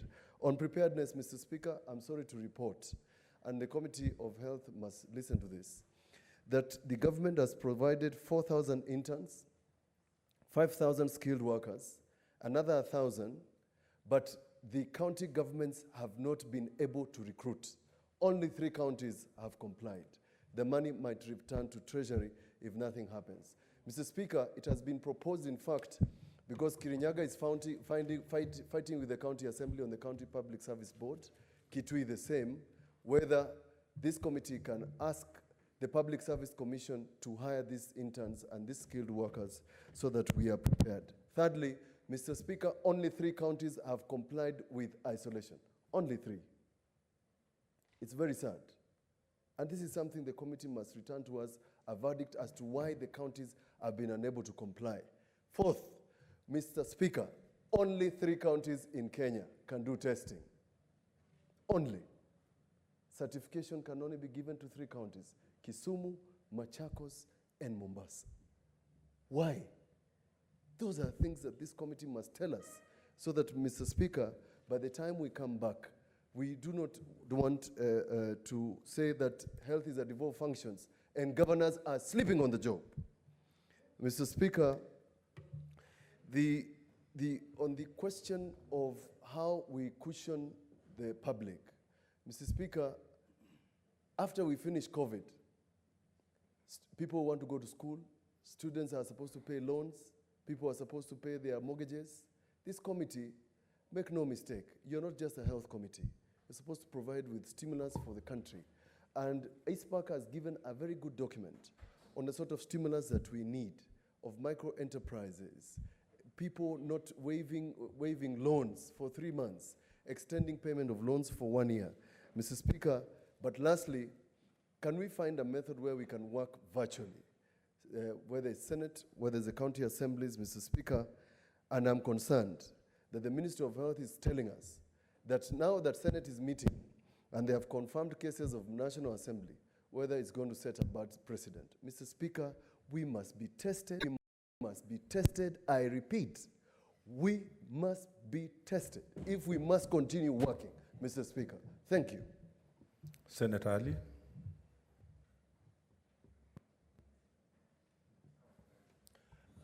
Thank you, Mr. Speaker, sir. First and foremost, I also want to thank the national government and the Ministry of Health for doing a good job. Mr. Speaker, sir, if we have to comply with the rules, this House must start complying with the rules first and foremost. We are the ones who are not complying with the rules. Look at this House. Half of the members are not even wearing masks. Why were these masks provided if you are not wearing them? The spread of the virus is by touching, of course, by air. It's airborne. It can stay for more than 4 hours to 8 hours. When I talk like this, droplets, if God forbid, I don't have it. I'm not aware. But if it happens, it can go up to 10 feet. This guy is in danger. She's in danger. He's in danger. Okay? That is the dreaming time. Somebody in California who was 19 years old died. 2 small kids have died. This thing does not have age limit. It does not have color. It does not talk about strength. So don't cheat yourselves. The only way we can stop this spread is by using the masks you have been provided for. Look at the members. Look at the staff. They're walking around here with no masks. First and foremost, we should be able to comply with that, Mr. Speaker.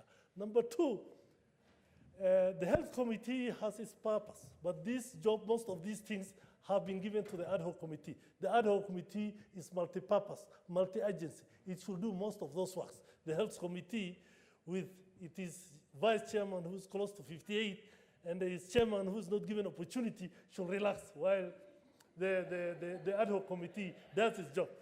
Mr. Speaker, sir, Kenyans are not very serious people. We have a lot of problems. You talk to most of the people, they tell you, these things are things of the Wazungus, things from somewhere else. We are not getting it. We are going to be in a serious issue. People are talking of 10,000.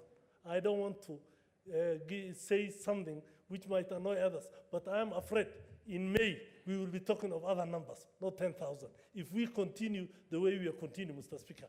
And things will be worse. I urge the national government and the county government. Like my county is employing some useless people who are not needed instead of employing ministry or instead of employing health personnel, Mr. Speaker. They want to employ a clerk here, another assistant, Suji Wat here, people who are not needed. The county government should employ health personnel and make sure that they are able to do whatever they need to do. Mr. Speaker, when it comes to food, hungry people are angry people. Kenyans in Nairobi, Kenyans in the rural areas, Kenyans in the slums are going to be very angry people very soon, because the way we are going now, we are talking of quarantine and curfew. We will go to lockdown, the way Uganda has gone, the way Rwanda has gone, the way many countries have gone. The lockdown has helped Italy. Things are going down. The lockdown is helping Spain. I don't know whether it is the truth. I saw something in the social media of police officers going around collecting everybody who's above 50 years old and putting them in jail. It might be fake news, but it might be fake news, but it might come to that very soon. So, for those ones who can afford to stay in quarantine, you stay. There are others who don't have that luxury, Mr. Speaker, sir. Those ones who don't have that luxury of food and paying for their rent and whatever, if we don't take care of them very soon, we are going to have angry people beating about those ones who want to hide themselves in their houses. The government should take action soon. The county government need to do more. They are not doing anything. As Honorable Mutura said, they are sleeping on the job. The governors should wake up. The Council of Governors should wake up. Thank you, Mr. Speaker. Senator Chila Yako.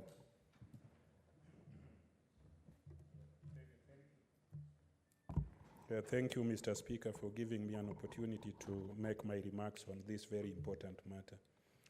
Mr. Speaker, I want to go straight to quarantine, and I also want to go straight to curfew. Mr. Speaker, without debating the illegality or legality of the curfew which is in court, I don't think that it's possible to have a one-fit-all solution to this country. You cannot think that curfew that is applying or applicable in Nairobi is applicable in Mandera or applicable in Migori.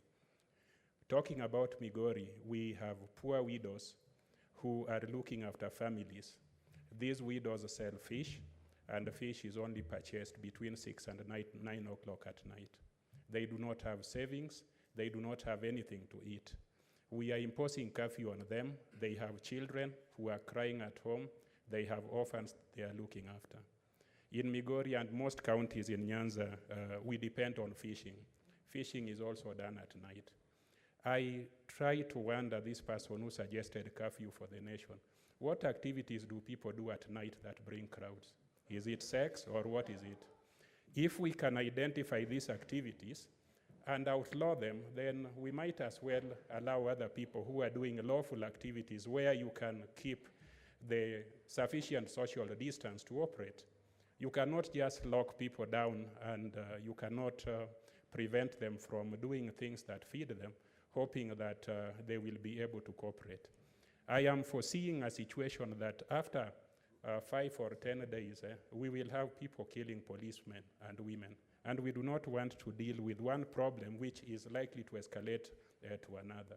So this committee that we are putting together must find a mechanism of urging government, the executive government, the interior, to engage counties and find out what kind of curfew can work in each county, so that you do not have one blanket curfew that is covering from Lodwar to Lunga or covering Wajir up to Busia. We must be able to protect life and also livelihood of our people, or else we'll deal with very angry people. Now, Mr. Speaker, because of time, I'll go to another. I want to laud you and your team for donating or returning to Treasury for reallocation to corona users, 200 million. But I have a modification that I want to suggest. Let us divide that money among counties. I expect 4 million for my county, so that it can be used in every county to do certain things that are useful. I am sure the person running the national show will only see what he's able to see, and it's probably Nairobi. So each county, Makueni, your own county, Bungoma, and other counties deserve a portion of this money. With those few remarks, I beg to support. Senator Naomi.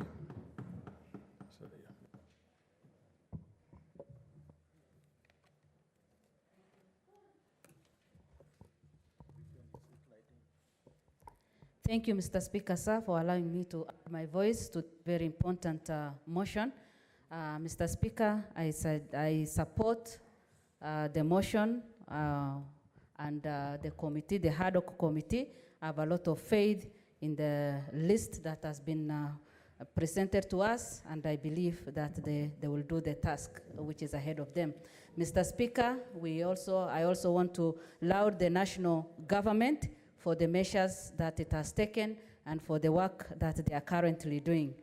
At the same time, again, Mr. Speaker, I want to congratulate and commend the health workers who have sacrificed themselves and doing a lot of work on our behalf and serving the nation faithfully. Mr. Speaker, I believe that as a government we'll be able to look at their welfare, we'll be able to protect them, we'll be able to provide for all their needs. Mr. Speaker, I just want to take our attention to the many Kenyans who live out of the cities, those who live in rural areas, who cannot even afford a set of TV or radio in their homes. Some of them are not even aware of what is happening in the other world. Mr. Speaker, like in Marsabit, we have people who live in rural areas, who live in small villages and are not aware. Therefore, Mr. Speaker, I suggest that the county government takes the responsibility of creating enough awareness and make sure that they do enough campaigns by sending vehicles to villages with that information so that our people can be well prepared of what COVID-19 entails. Mr. Speaker, again, the issue of water is a very sensitive one. As it has already been suggested, the Ministry of Water and the county government can take up the responsibility of providing enough water. We have some counties with a lot of challenges in that area, and all the sanitization area, so that the Ministry of Water can take up, and the county, so that they can take care of the citizens in their area. Mr. Speaker, much has been said on the funds that can be allocated. Sometimes when you look at some of the pastoralist areas, you wonder whether they'll be able to be given enough attention. I suggest that equal attention be given to all the counties and all the rural areas so that our people will not suffer because of COVID-19, which is already affecting the entire world. Mr. Speaker, what is happening in our nation, the police brutality is not good. I just want to say that we've already lost 2 people, and the man who was killed the first day as a result of police brutality, I understand he took a woman to the hospital, a woman who was in labor, and I want to speak on behalf of the women in Kenya.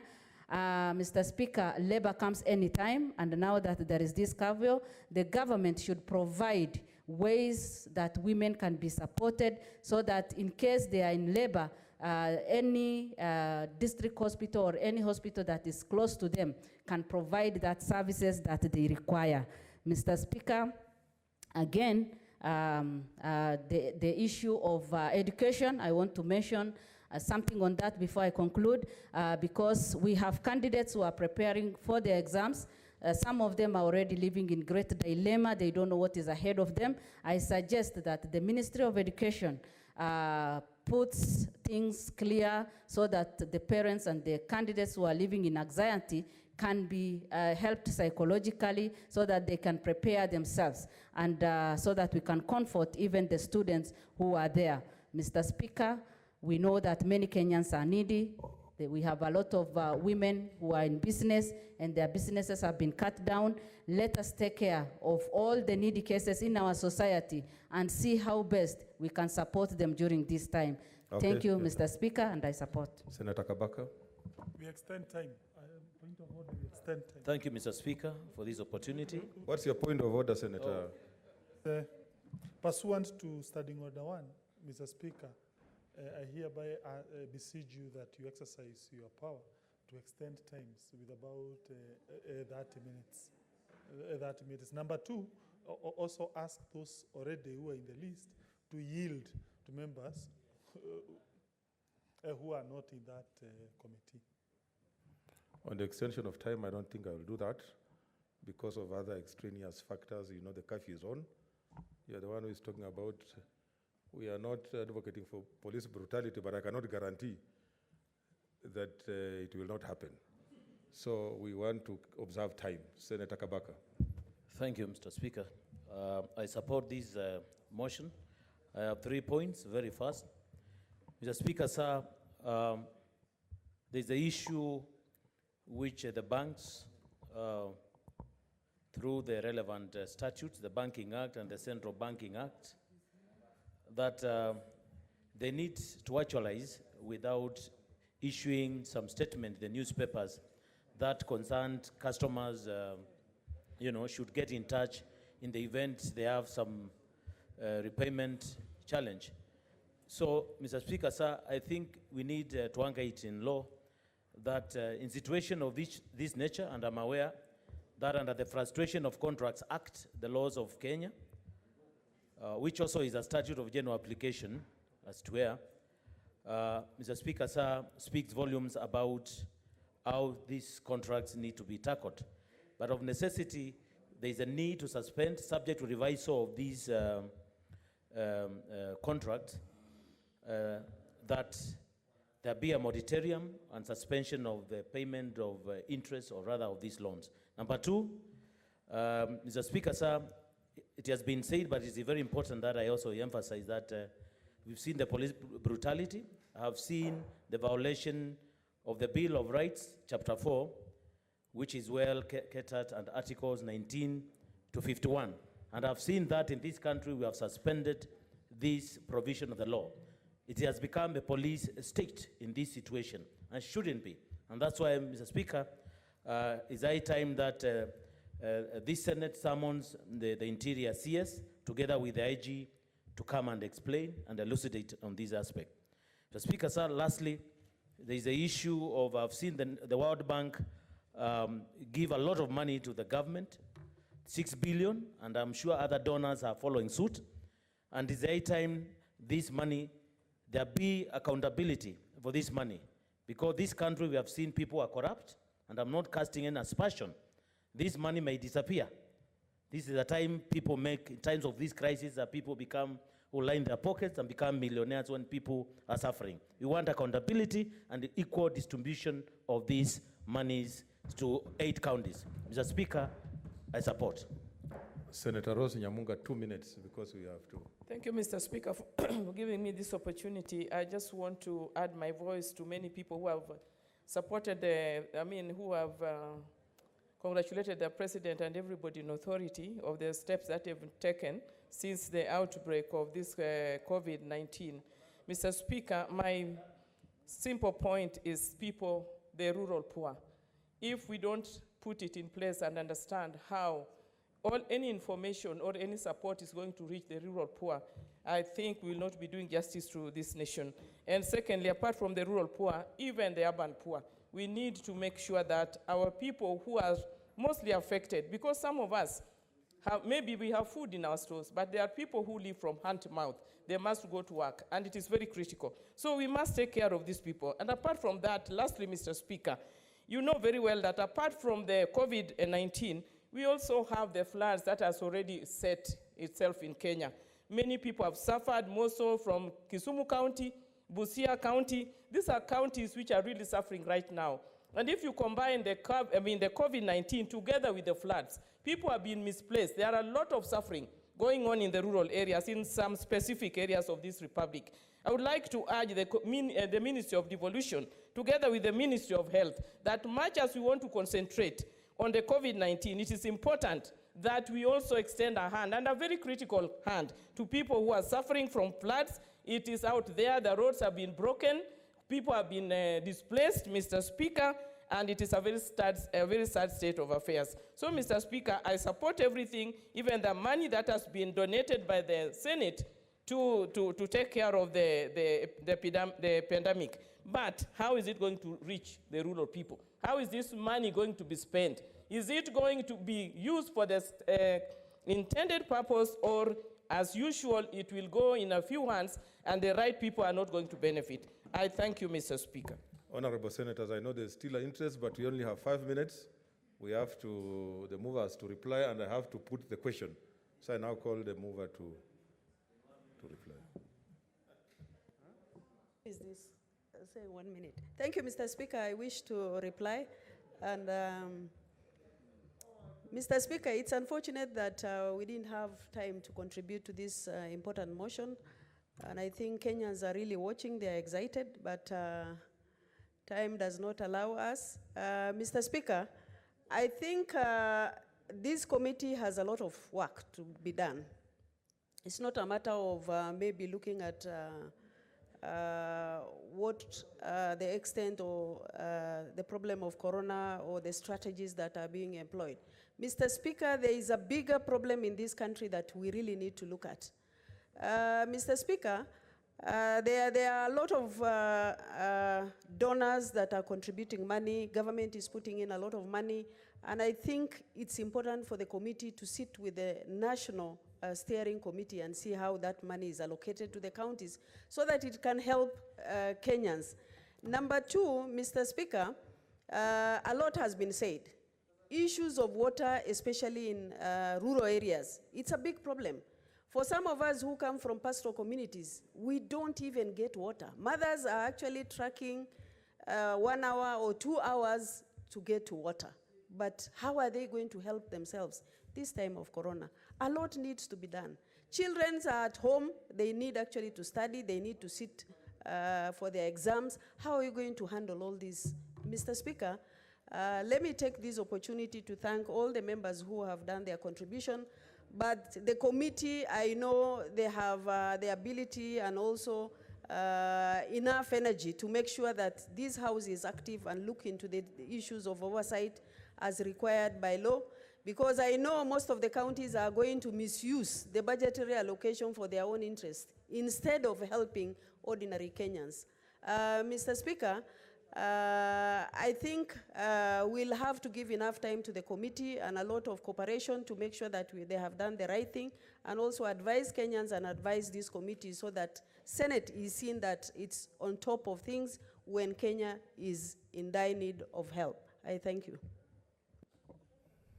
Take your seat, Senator. Other members, I now put the question, which is that aware that the coronavirus COVID-19 has been declared a global health epidemic resulting in an unprecedented global health crisis that has now manifested internationally in over 184 countries and territories, with escalating numbers of new cases being reported, with over 700 confirmed cases and over 30,000 deaths worldwide. Cognizant that the governments and health authorities in the affected countries have taken various measures aimed at containing the spread of the pandemic, mainly through travel and behavioral restrictions, appreciating the policy of measures and interventions taken by government through the National Emergency Response Committee on coronavirus in containing the spread of the pandemic and cautioning Kenyans against economic effects of the pandemic, including upscaling of medical facilities, imposition of travel restrictions, suspension of learning in all educational institutions, changes in fiscal and monetary policies, and reinforcement behavioral protocols, cognizant that health services and other services sectors key to the implementation of the pronounced policy measures and interventions are devolved functions. Further, cognizant that some of the pronounced policy measures and interventions require legislative intervention and approval, recognizing the need for an integrated and multi-sectoral intervention by all levels and arms of government and sectors to society towards a harmonized, comprehensive response to the pandemic. noting the bipartisan legislative approach taken by legislatures in other jurisdictions in enacting legislation towards the containment of the coronavirus and its attendant economic effects, conscious of the need to complement the efforts of the national government in containing the spread of the pandemic and cushioning Kenyans from the shocks arising from the pandemic, the Senate resolves to, 1, allowed the national government for measures it has so far put in place in combating the spread of the virus. B, commend and appreciate all healthcare workers in the country for their selfless efforts, commitment to service, care, and compassion towards persons who have been infected or affected by the virus. C, call upon the national government to expand the membership of the National Emergency Response Committee on Coronavirus to include representation by Parliament, the judiciary, the Council of Governors, media, and private sector. D, establish an ad hoc committee of the Senate which shall oversight actions measures taken by the national and county governments in addressing the spread and effects of COVID-19 in Kenya, and shall address the following among others. 1, provision of testing and medical equipment, including adequate ventilators in referral hospitals and in at least one public hospital in each county. 2, provision of the adequate isolation centers of intensive care unit facilities in each county. 3, measures to ensure continuous supply of food and other essential commodities at affordable prices. 4, measures to enable learners in education institutions to continue with their studies. 5, measures to ensure protection, safety, and well-being of healthcare and other frontline workers. 6, enhancement of capacity and flexible deployment of healthcare staff. 7, financial assistance to vulnerable persons and groups. 9, protection of residential and commercial tenants. 9, establishment of a stimulus package for the micro, small, and medium-sized enterprise. 10, easing of legislative and regulatory requirements for doing business. 11, measure to protect employees from retrenchment and job losses. 12, uniform policies and procedures aimed at slowing and eventually stopping the spread of the virus. E, appoint the following senators to the ad hoc committee. 1, Senator Johnson Sakaja, CBS MP. 2, Senator Michael Malinga Mbito MP. 3, Senator Bshiro Soka Halake MP. 4, Senator Mithika Linturi MP. 5, Senator Eric Okongo Mogeni, Senior Counsel MP. 6, Senator Architect Silva Mweni Kasanga MP. 7, Senator Mwinyihaji Mohamed Faki MP. Under the committee tables a progress report within 7 days, and thereafter tables a progress report on a weekly basis, and subsequently tables a final report within 6 months. As many are of that opinion, say aye. Aye. As many are of a contrary view, say nay. The ayes have it. Honorable Senators,